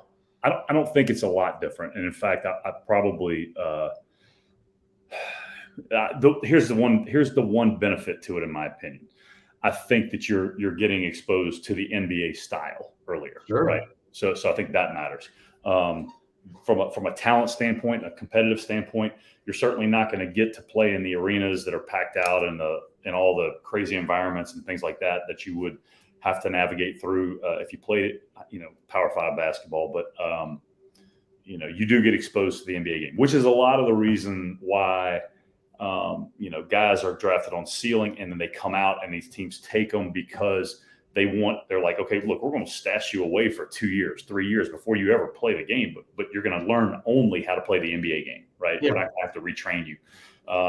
So from that, in that aspect, yes, it's better. From a competitive standpoint, I just can't see it being better than Kansas playing North Carolina, or Duke playing Arizona. But Jonathan, Kansas doesn't play North Carolina every game. They also play North Carolina A&T, and they also play athletes in action half the time or whatever. You know what I'm saying? True. I don't think there's any nights off because every night you're playing a dude in his 20s who is trying to live and pay bills and wants that contract. You're playing hungrier grown men. Yeah. I guess I'll look at it and go, what are the percentages of the guys that make it from the G League versus the guys that make it from major college basketball, right? And I don't know the answer to that. So I guess unless you're able to figure that out. That's a fair point. But you could also say the same about, FIBA. You could also say the same about, the Spanish Division I league. Is that better than college basketball? I don't know. Right. But it's different because the age is different, right? The professionalism is different. The coaching is different. The chemistry is different, right? That's for sure. The chemistry will be much different over there than these colleges where players are constantly going in and out. Right. Whereas over there, you got pro franchises. So I guess there's a give and take. Certainly, I would agree with you that as far as potential goes, I would suspect there is significantly more potential in Division I college basketball, as evidenced by 27 out of the 30 picks, being Division I college players or overseas. So it's interesting. And I guess time will tell, this G League thing where people can skip high school and go play 1 year in the G League hasn't been around very long. So we'll see how some of these guys do. It's going to take a few years to get a nice sample size so we can get some good measures on it. From what I saw, his mechanics were better than his percentages. Just looking at the video, I like this. I like the foundation on his shot. His stroke looked pretty good with room to grow. I know he's a very versatile defender. Everything I read, they could not stop talking about how special he was on the defensive end. And so you're talking about going to a team with some pretty special dudes on the defensive end as well. Like Herb Jones is, borderline NBA all. Did he make? He might have made all defense team, one team or another. Second team. Okay. Yeah. As a rookie, so I think they see a little bit of Herb Jones and Dyson Daniels. I think he was thrust into playing the point guard position a little bit on this G League Ignite team when that's probably not his primary position. And certainly he won't be called on to do any of that for the Pelicans because they have 3.5 point guards, depending on what you call McCollum. He's playing point, but Devontae Graham, who am I forgetting? Devontae Graham, Alvarado, Kira Lewis, so they've got a glut of point guards, so I know they didn't bring him in for that. I think they brought him in for another wing next to Herb Jones that can guard both ends, guard and play on both ends. So we'll see. Yeah, I don't think he gets in the. You think he even gets in the rotation this year with the Pelicans? No way. No way. No. If he does, he's either a hell of a lot better than we thought he was, or something went really wrong again with the Pelicans, and Herb Jones got hurt, Trey Murphy got hurt, Ingram gets hurt, something like that. I agree. Yeah, I'm with you.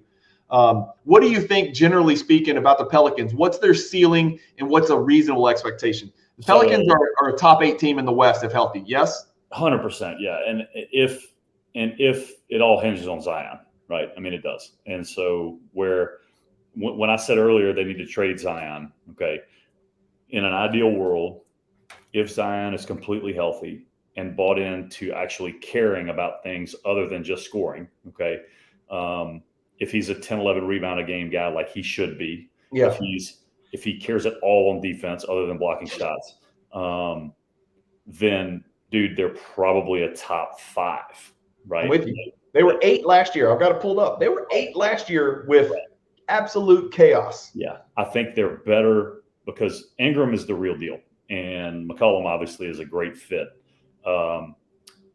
Lonzo being out mattered more than people realized. It really mattered. Sure. Did.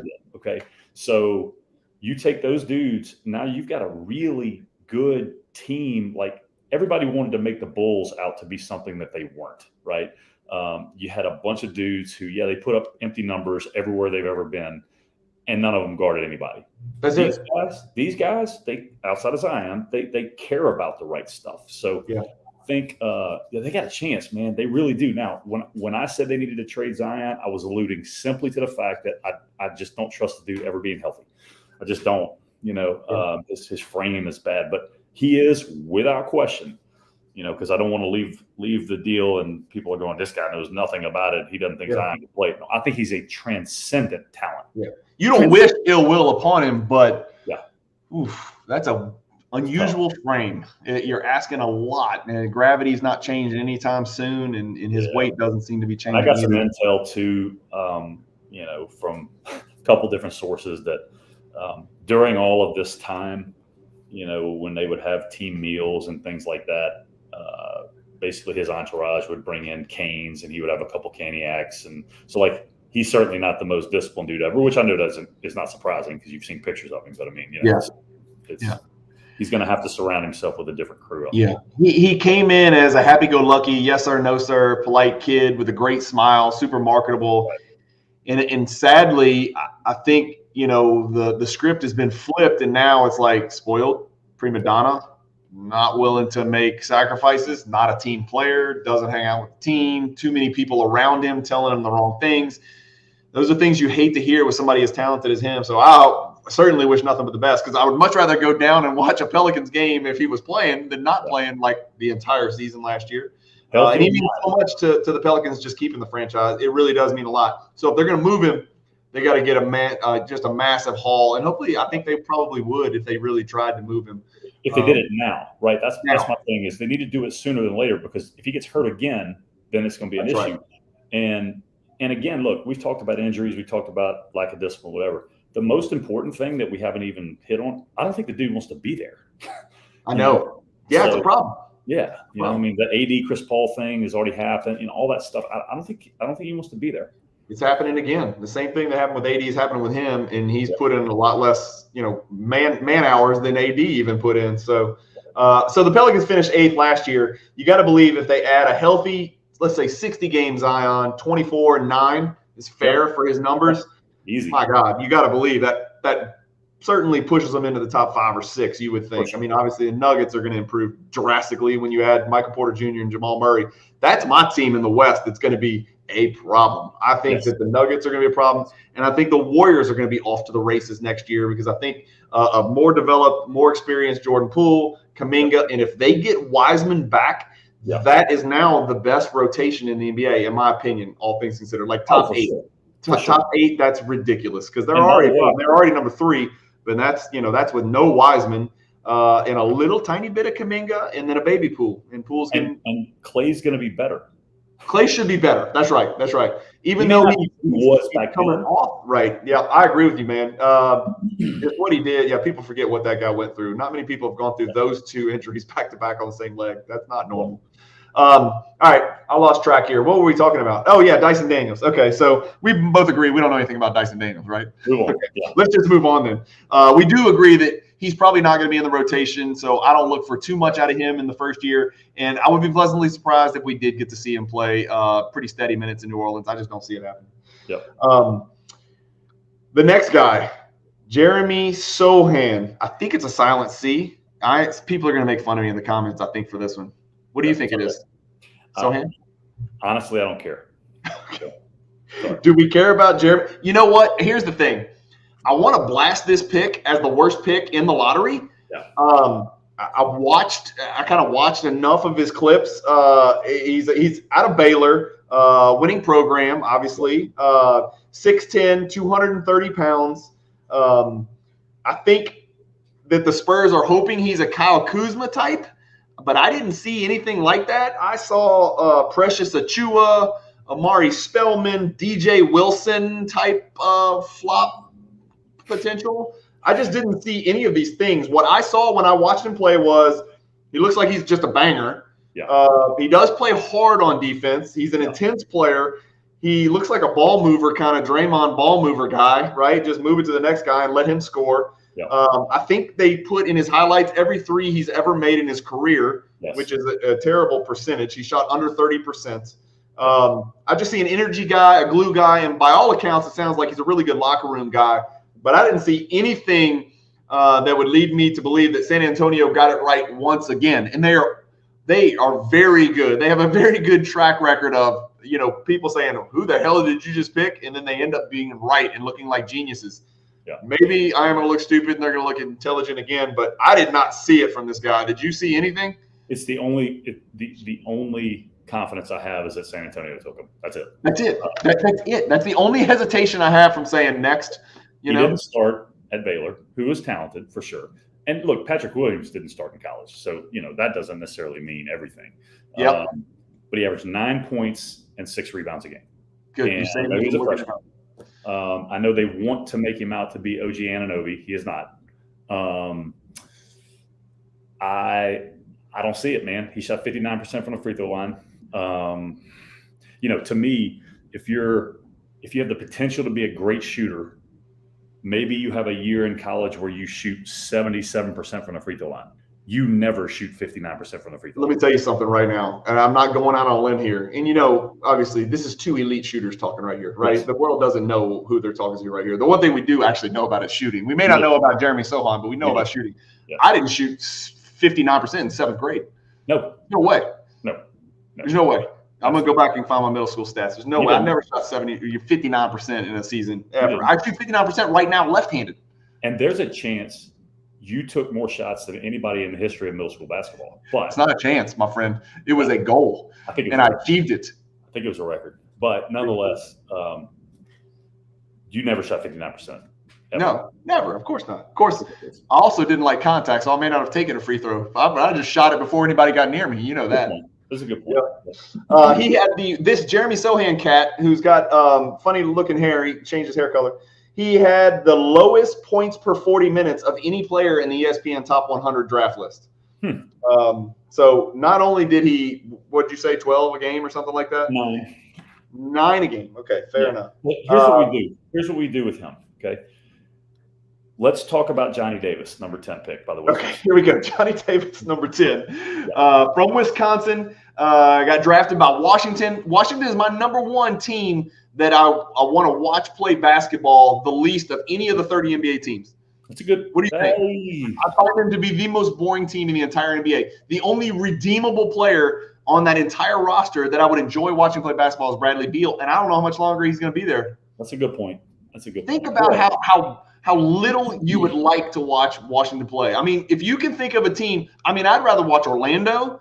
Sure. Just because they have a bunch of prospect guys that are kind of exciting and you might see somebody dunk a ball or something. Yeah. There's no team that I would rather watch less. Yeah.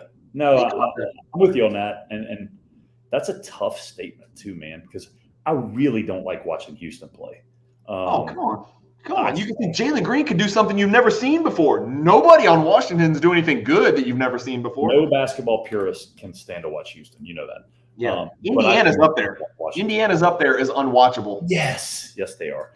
I don't want to watch Washington, though. You're right. They're in that mix for sure. They're right there, and they both finished right there. Well, yeah, they're right by each other in the Eastern Conference standings. And then guess what? They're going to be right there again because they are not any good.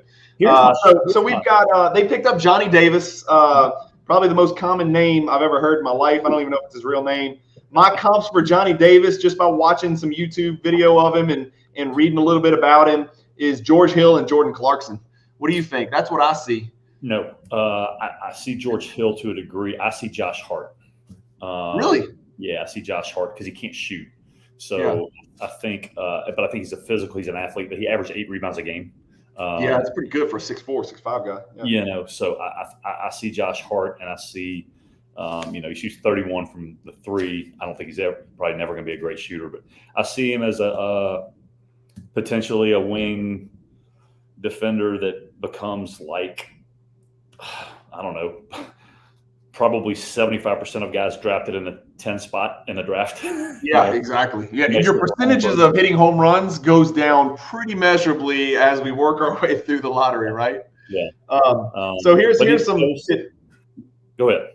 Here's a couple tidbits on Johnny Davis. He won a gold medal with Team USA. Okay, so he's a winner, and when he played for Wisconsin, he was clear-cut, unequivocally the man. And what's really weird about that, Jonathan, is his freshman year he averaged 7 points a game.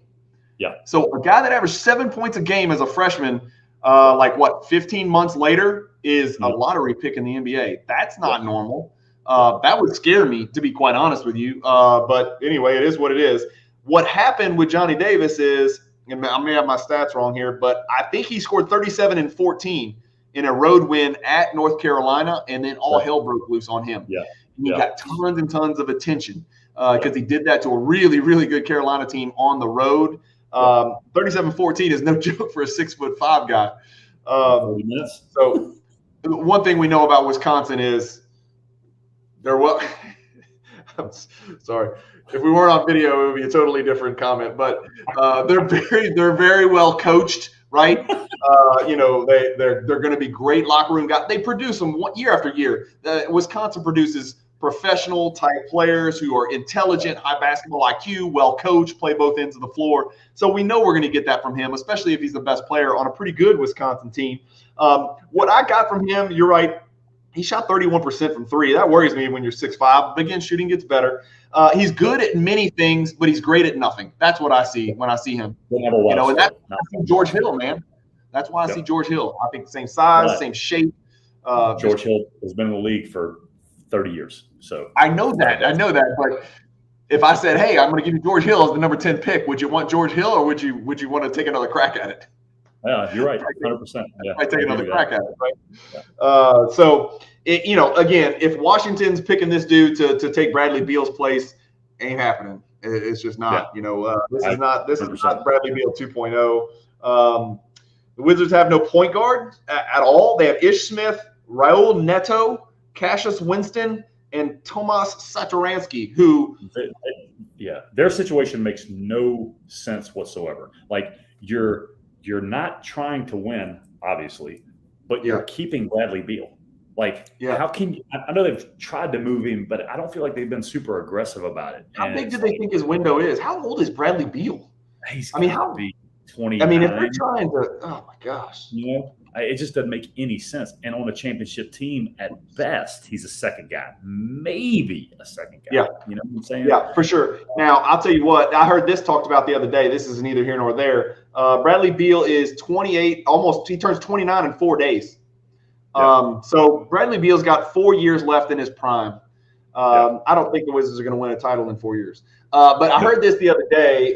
Some of the idiot talking heads on TV. Sorry, I guess we're one too. But we're talking about the Bucks. Would you rather have Bradley Beal or Middleton? And they thought that Bradley Beal would push them over the top more so than Middleton. I don't know. What do you think about that? Beal versus Middleton. You like Beal more? I disagree. I like Middleton a lot more. I like Middleton for numerous reasons. I think I do think he's a clutch guy who can close games. Beal's never. I'm not saying he can't do it, but he's never been in a situation to do it. Middleton is a super underrated defender. Super underrated. Okay. He's 25-5. Yeah. And he actually has become a good facilitator. Like, he can make plays for other people. I don't think Bradley Beal does that. And I know he's playing on a terrible team, but you asked me who I want to win a game with, I'm taking Chris Middleton, 100%. And you're also leaving out one really big thing in the playoffs, right? The way that the playoffs have been officiated lately, the one thing that Middleton can do that Bradley Beal cannot do is turn his big ass around, go get in the post, and destroy a smaller wing. Middleton's 6'7", 225, man, or 222, whatever. That's big. Did you know that another one of his nicknames is WD-40? I did not, but now I do. Cash Money and WD-40. Never heard WD-40. Huh. Yeah, these are – they don't matter either. That's the best part. Okay. So Johnny Davis, we're done with Johnny Davis, right? The Wizards suck. Johnny Davis probably not going to put him over the top. Let's keep it moving. Okay, before we start, Jang, no relation to Gorgie Jang that I know of. Yeah. Before you say anything else, okay? Okay. I just want gut reaction. All right. Do we need to discuss this guy? I don't know, but I feel like we should say something because, like, in 2 years, if somebody pulls this video up, they could, like, clip it, and then you'll never live it down if he's like by that time he's already two-time All-NBA. Okay. You don't think Ousmane Dieng from the New Zealand Breakers is going to come into the Oklahoma City Thunder and be the focal point of their offense? So he was drafted by the Knicks. That's one strike. He plays for the New Zealand Breakers, played for the New Zealand Breakers. That's strike two. Yeah. He is 6'9", 185. That is strike three. That's strike 4, 5, and 6. Okay. He apparently has a high ceiling, and the comp is Brandon Ingram. If he is that, then I don't know. Tell me what I have to do 2 years from now when he's become All NBA. I don't know. Whatever it is. Right? You'll take that bet? All right. Let me just tell you what my notes say. Not NBA ready in any way, shape, or form. Soft, not real athletic. He's a finesse, pick and pop type guy. He reminds me of Chandler Hutchinson, if that helps you. Okay. I'm sure they're hoping he can transition to a supersized wing, but I just do not see it. He's got shooting mechanics issues. He shot 24% in the New Zealand League from three, and he shot 64% from the free throw line. The absolute best case scenario for him is that he one day becomes Nicholas Batum. The more likely scenario for him is that he one day is Kyle Anderson. Anything else you want to add to that? Yet he was taken 4 spots ahead of a kid from Kansas who is ready to play in the NBA today. Was a first-team All-American Conference Player of the Year. He was also taken in front of a 7-foot, 260-pound center with a 5% body fat that probably could have helped Chet Holmgren eat some more peanut butter and jelly sandwiches. You know, this pick went from New York to OKC, right? This is an OKC pick. Okay. Yep. That would have been nice. If you put Mark Williams and Chet Holmgren together in that front court with Shai Gilgeous-Alexander and Giddey, that's filthy now. Now you're talking. And real quick, because I know we're probably running out of time, but let's touch on Mark Williams, 9'9", standing reach. 9 feet 9 inches. 9 feet 9. He's not 9'9", shaped like Chet Holmgren or Bol. Right. This dude's an animal. This guy's gonna be in the top 10 in the NBA in dunks if he gets minutes on the floor. I mean, I would think so. Yeah. Well, and he went to Charlotte. Could it be a better? I mean, he's got to step right in and just say, block everything, rebound everything, dunk everything. We'll teach you basketball on the side. Just go do that. Yep. He's an animal, man. Yeah, we're going to talk about him even though he's out of lottery. Next, we're done with Ousmane Dieng. Now, I'll say this. Let's talk about this kid from Santa Clara because you're familiar with the Santa Clara program, obviously. For those of you watching, Jonathan just recently coached a kid that played there he had 3 years of eligibility. So he played for Dunham for 3 years, right? Yeah. 3 years for Jonathan's high school program named Carlos Stewart. Great player here in Louisiana. One of the few perimeter players that wears goggles that was actually really, really effective and would dunk on your face. So Carlos Stewart went out, committed to Santa Clara, correct? And so the next player on our list is Jalen Williams, who is from Santa Clara. He also is going to OKC and is significantly better than the pick before that went to OKC, who we not even going to talk about Usman Jang's name anymore. Jalen Williams, 6'6", Jonathan, 209. Who do you see when you look at Jalen Williams? I've got some comps down here. Josh Primo is a good comp, I think. Halliburton, sort of from a size standpoint. I saw Jalen Williams in the clips I saw. He looked extremely comfortable in the mid-range with the ball, creating at the mid-range, creating space, tricky, kind of old man, tricky shots. He was pretty bouncy because I saw him do some things in clips here and there, but it looked like he had the ability to score at all three levels, which, like, for instance, Usman Jang, every single basket I saw him make on his highlight tape and all the pre-draft stuff was a three or a dunk. That's all I ever saw. This guy lived and breathed around 12 to 18 feet from the basket. It was pretty impressive. I liked him. I think this was my Tyreek Evans comp. Better shooter. Yeah. But really easy, plays his pace, can't get him to rush anything. A little bit bigger. He's going to put on some more mass too, right? He's more of a physical guy. And I know, Carlos played with him this year, and he was really one of the main reasons Carlos's minutes were kind of up and down, because this kid had the ball in his hands the whole time, and you're going to let him do his thing because he can really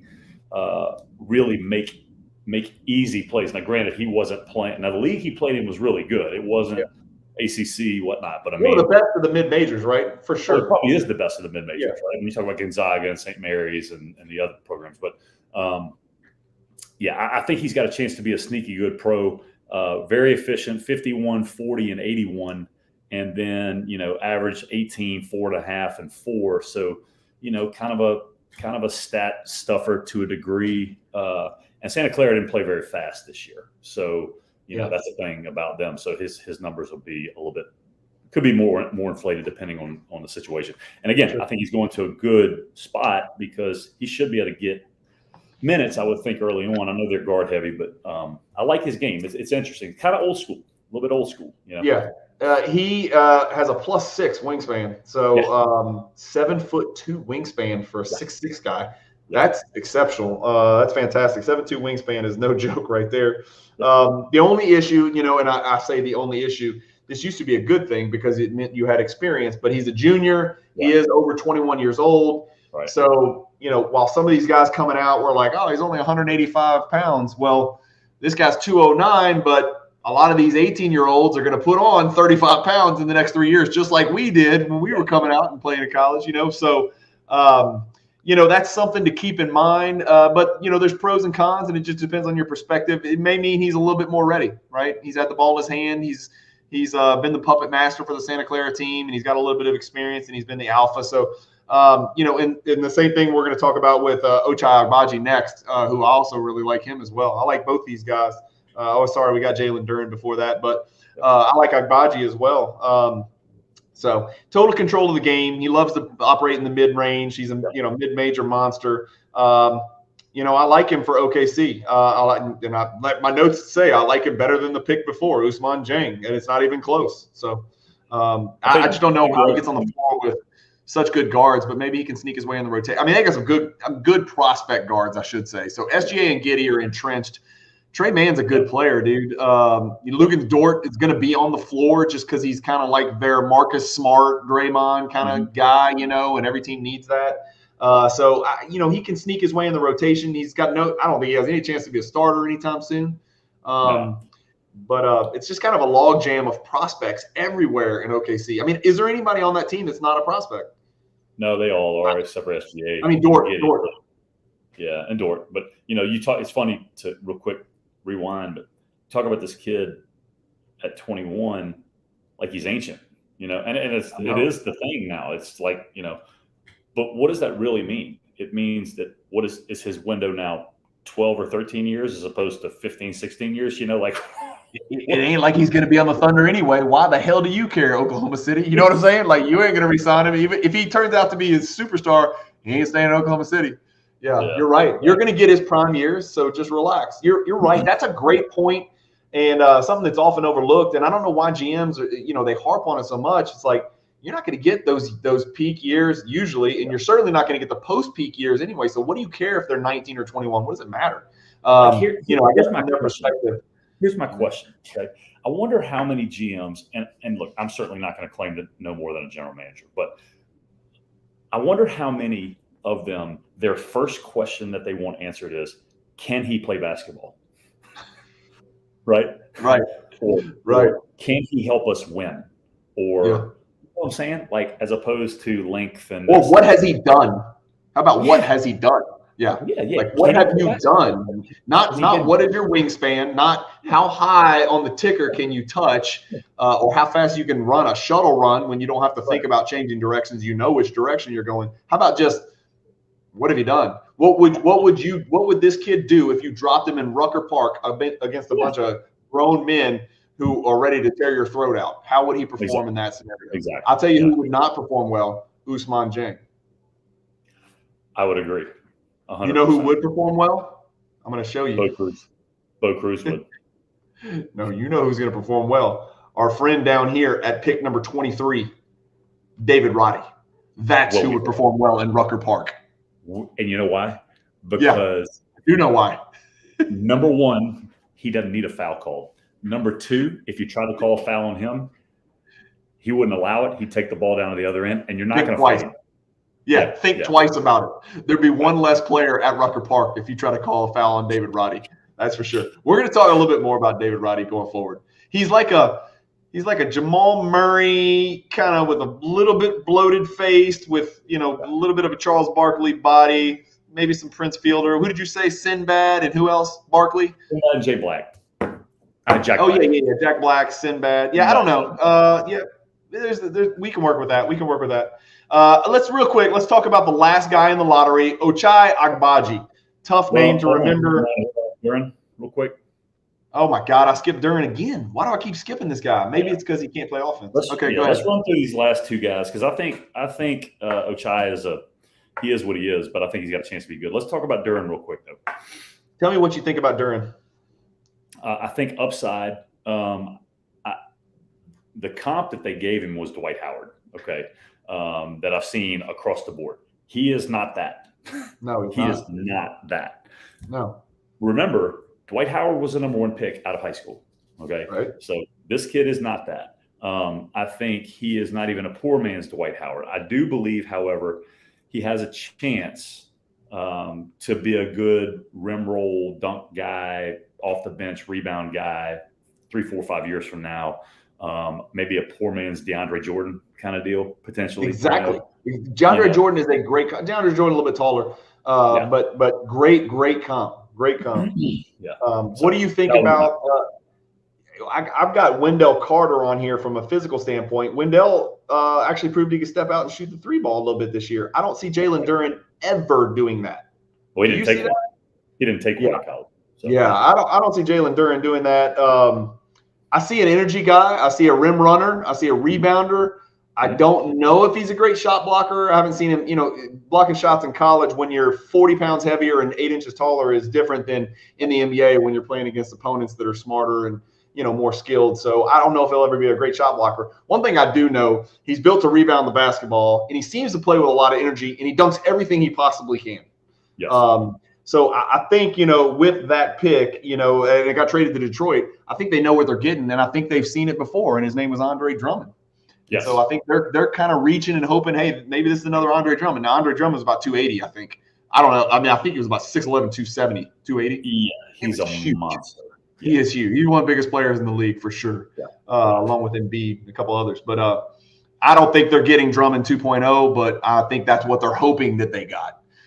So I like him. I like an Isaiah Stewart that's already there, Beef Stew. I think he's kind of like an Isaiah Stewart, and a Precious Achua, like just one of those guys that just kind of just rebounds everything and tries to dunk it all back. I don't know what place he really has in the NBA. I guess if he can do it better than everybody else, he'll have a place.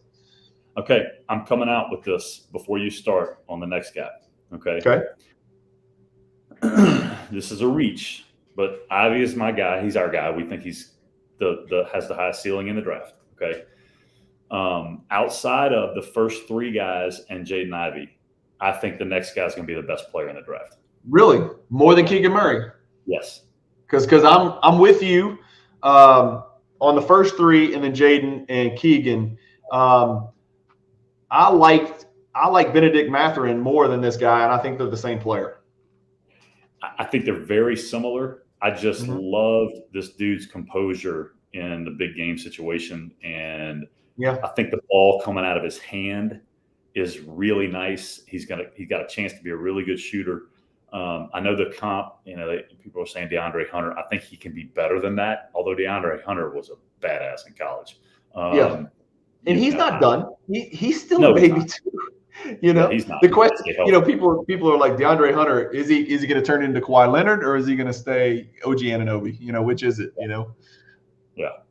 Well, to me, it's okay if he stays OG Anunoby. It's okay. He's pretty good. But I think at that point, I think DeAndre Hunter's better. He's somewhere in the middle. But I think this dude's got a chance to be really freaking good, man. Really, really, really good. So I don't know. I just felt it. I watched him. His game is very complete already. He is, again, he basically belongs in a nursing home. He's 21. So, I know it's going to be tough. Get it in while you can. You're running out of time. They'll be lucky to get 13 years out of him, But he's over 22. He's over 22 years old. I had him at 21. I don't think so. I think he's over 22. Somebody watching can verify or deny. Let's see what he is. Where is he? There he is. 22.2. 22 years and 2 months old. Well, then they made a mistake. Then he's a flop. He's too old. He's a flop. He's on the downside of his career. No chance. I like him too, Jonathan. I don't want you to think I don't like him. He'd probably be next after Matheran is my Matheran would be, I guess, sixth. He would be my seventh out of this list that we've looked at in the lottery so far. 6'6", 215. For the comps, I put DeAndre Hunter. I put Isaac Okoro, but I think he's way better offensively. Way better offensively. Ironically, I think he's going to Cleveland, and he's better than Isaac Okoro in every way and everything Isaac Okoro does. So I think he's going to take his position and leave him without a job, to be quite honest with you. But and then this comp you're really going to love. It's a blast from the past, Kalina Azubuike. So he kind of reminds me of Kalina Azubuike. Yeah. A little bit better handles, right? Kalina had a little bit better biceps. Than everybody. Right? Yeah. And he's got a little bit better game probably. But Kalina had a nice little decent career. How about this one? What about Corey Maggette? That's not bad. I think he's more polished. Probably so. You're probably right. I think he's more polished. I think Maggette got by a lot more on just preposterous physical prowess. I think Agbaji is a little bit more polished. It's probably because he's so old. Yeah. His 3-point percentage improved every year, Jonathan, which it should. At Kansas, he averaged 8 a game, 10 a game, 14 a game, and then finally 19 a game for a national champion.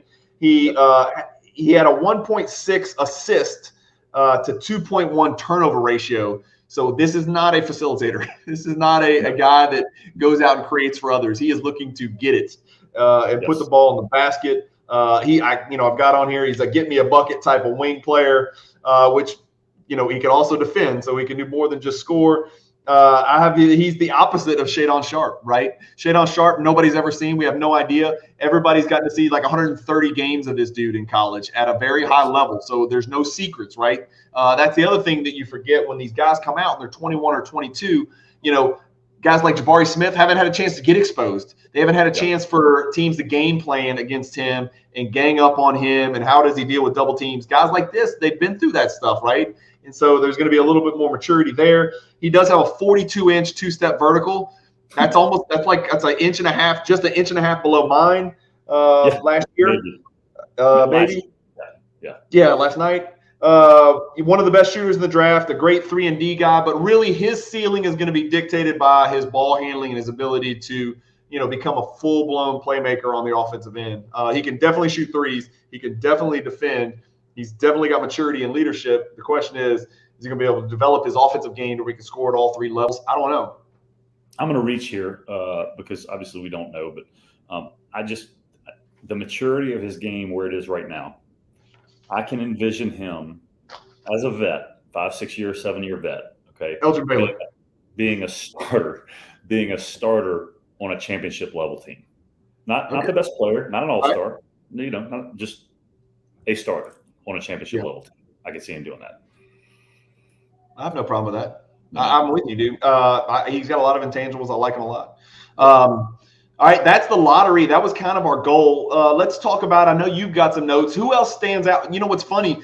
The next 3 picks I'd really like to talk about. Let's just go through them real quick. I have no notes on any of these 3. We talked a little bit about Mark Williams. He's just a freaking monster. I think he's just Jalen Duren, only I would rather him, to be quite honest with you.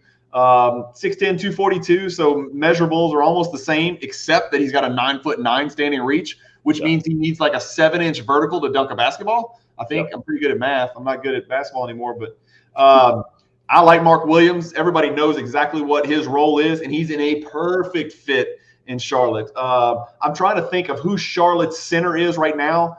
I keep thinking Bismack Biyombo, but I know he was not on Charlotte anymore, but he seemed like he was there forever. Who is the starting center in Charlotte? Where am I? Let's go find it. Do you know who the starting center in Charlotte is? It has to be which one is – it's the balding white twin or balding white No, not still. Well, Montrezl Harrell's there, but he's short. He's 6'7". I say short. No, dude, it's a white guy. It's Plumlee. Plumlee, yeah. Mason Plumlee. I thought you were talking about Zeller, the other bald white center. No. So, yeah, it's Mason Plumlee. He's probably not the answer. He's probably not taking you to the promised land. I'm going to go ahead and put Mark Williams in there immediately. Do you see him any way, shape, or form like a Jared Allen? Yeah, I mean, I think that's exactly what he is. Block every shot, dunk every ball, and get every rebound, and then run the middle of the floor to the other rim and occupy people. I mean, I don't know. Here's all that matters. Can he grow an Artis Gilmore throw? Not like Jared Allen. No way. I mean, look around. Who else do you see? Moochie Norris, Jared Allen. Who else in the modern era has ever had an afro like Jared Allen? Yeah, Dr. J's, but his was cleaner. That's not modern. You go way back. We can find all kinds. Artis Gilmore. We can find all kinds of guys back there. Yeah. No. I mean, let's not bring afros into the conversation. Right. He's not going to be able to match Jared Allen in that way. What about AJ Griffin? I'm intrigued by that guy. What do you think about him? He's a bigger Norm Powell.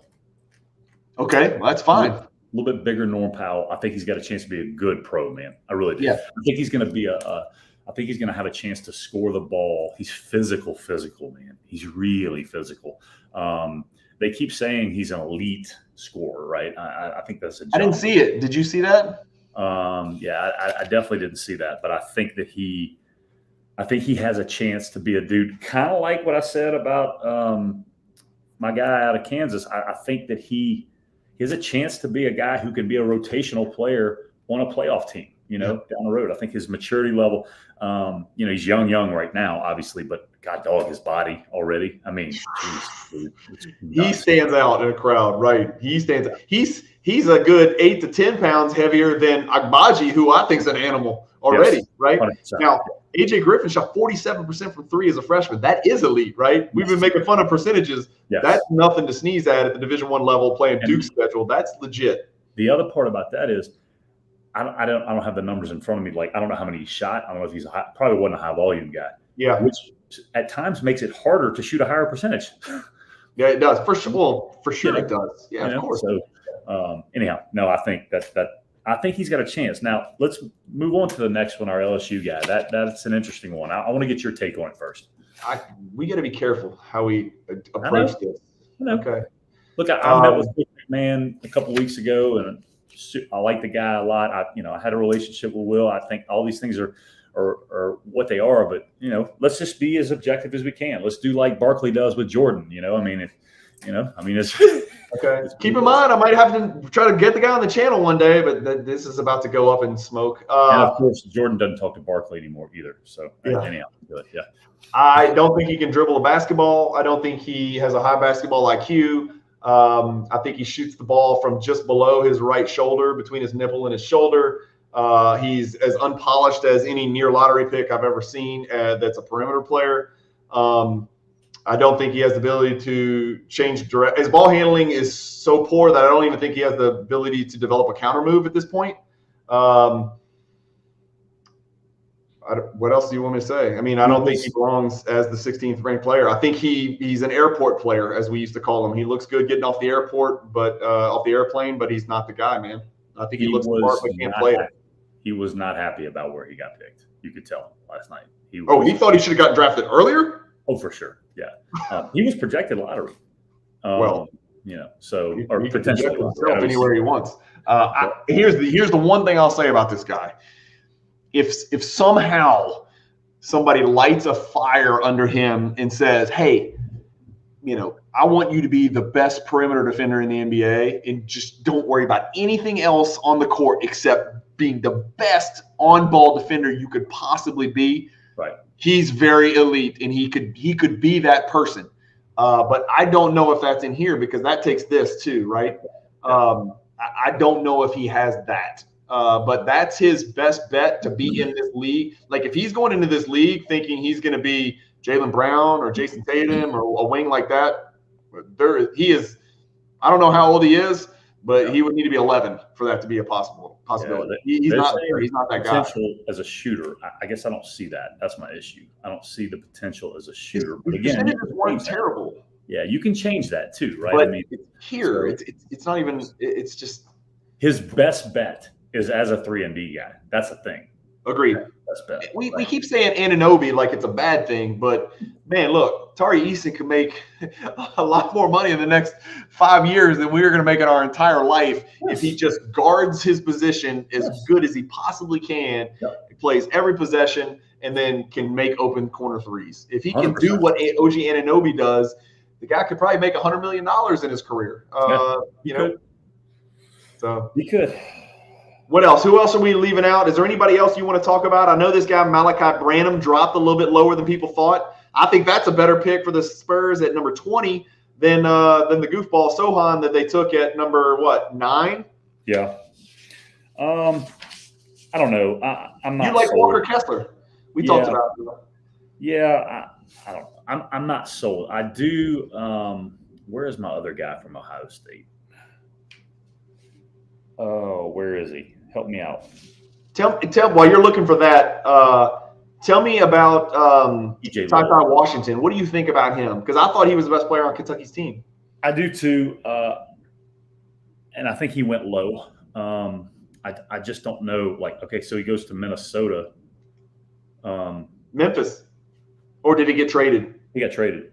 Okay, so Memphis took him, and then he went to Minnesota. Traded to Minnesota. I don't think that's a great fit, obviously. But again, I think the kid. I like his skill set, and I think he plays really freaking hard. So they took a shot at him. The kid that I was talking about, he didn't go till 41, and the Pels picked him up. EJ Little, Ohio State. Again, he's old, but he's developed, man. He's a mature game. That to me, he was the best second-round pick of anybody that I saw. And I don't know enough of these other guys. That's the thing. But at the same time, I think he has a chance to be pretty good. The Williams kid out of Arkansas is pretty good that the Thunder drafted. I mean, I'm just realizing this. I guess I shouldn't have to realize this. I feel like the Thunder picked every fifth pick. Well, how about this? This is something that may have you may not have caught this. They drafted 2 dudes named Jalen Williams. By the way, how crazy is that? What the hell is that? That should be the talk of the draft. Yeah. At least they weren't spelled the same because I went back. No, thank God. What a miserable nightmare for the PR team. Are they both guards? No, one's a center. Okay, good. Yeah. I don't have anybody else though. I think we covered it. I think this draft is thin. After pick 6. I mean, you sprinkle in Agabaji, you sprinkle in AJ Griffin, Mark Williams, but I think you got. Man, I know it's tough to project, especially with these kids being so young. But if you have 12 good rotation players in this draft, I think I'll be surprised. Yeah, I think this is a really weak draft as far as superstar franchise talent. I know everybody's always super excited post-draft, and everybody's got potential until they have to actually produce. Right. I don't see it, man. We've been so spoiled, Jonathan. I mean, look, going back to 2017, we've been so spoiled, man. Just every draft class has been big time, big time. And going all the way back to 2017, you got your Donovan Mitchell, Tatum, De'Aaron Fox. I think that was also Bam. I think that year, 2018, you got Doncic and Trae Young. 2019, you've got Zion and Ja, right? And Kevin Porter Jr. We'll see, and Tyler Hero. And then you got wait, I got that wrong. Did I get that wrong? God, I'm getting my years. COVID is killing me with this. It's so easy to get them wrong, though, man. That's the thing. It's so easy to get them wrong. I just think this: the league is the deepest it's ever been. Nobody can argue that. It's the most talented it's ever been. Nobody can argue that. I don't want to hear, I'm not going Draymond's route where he said, back in the 90s, this, that, blah, blah, blah, whatever. I think the legends of those times, there were probably as many as there are today. But like you're in the league, you're 10 through 20 right now, and you're 20 through 30 are way better than they were back then. Way better. No question.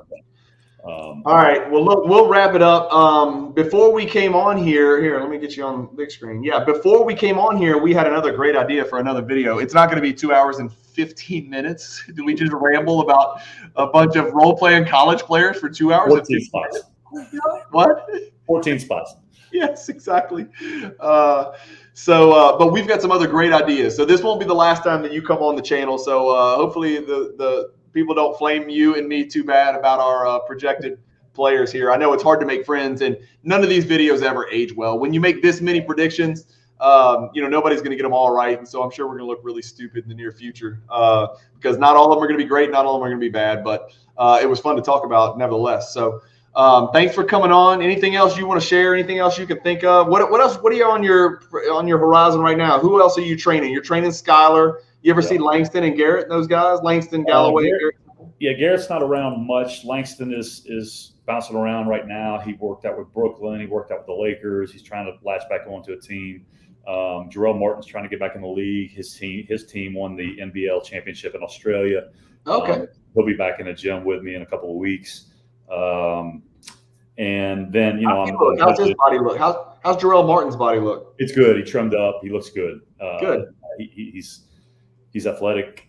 He shoots it a lot better now. That's the thing. Good. So I think we really worked on that. He really committed to it. And then I'm heavily entrenched in the name, image, and likeness world right now as well. At that point. So I'm all over the place, but it's all in athletics. So it's a lot of fun. Good.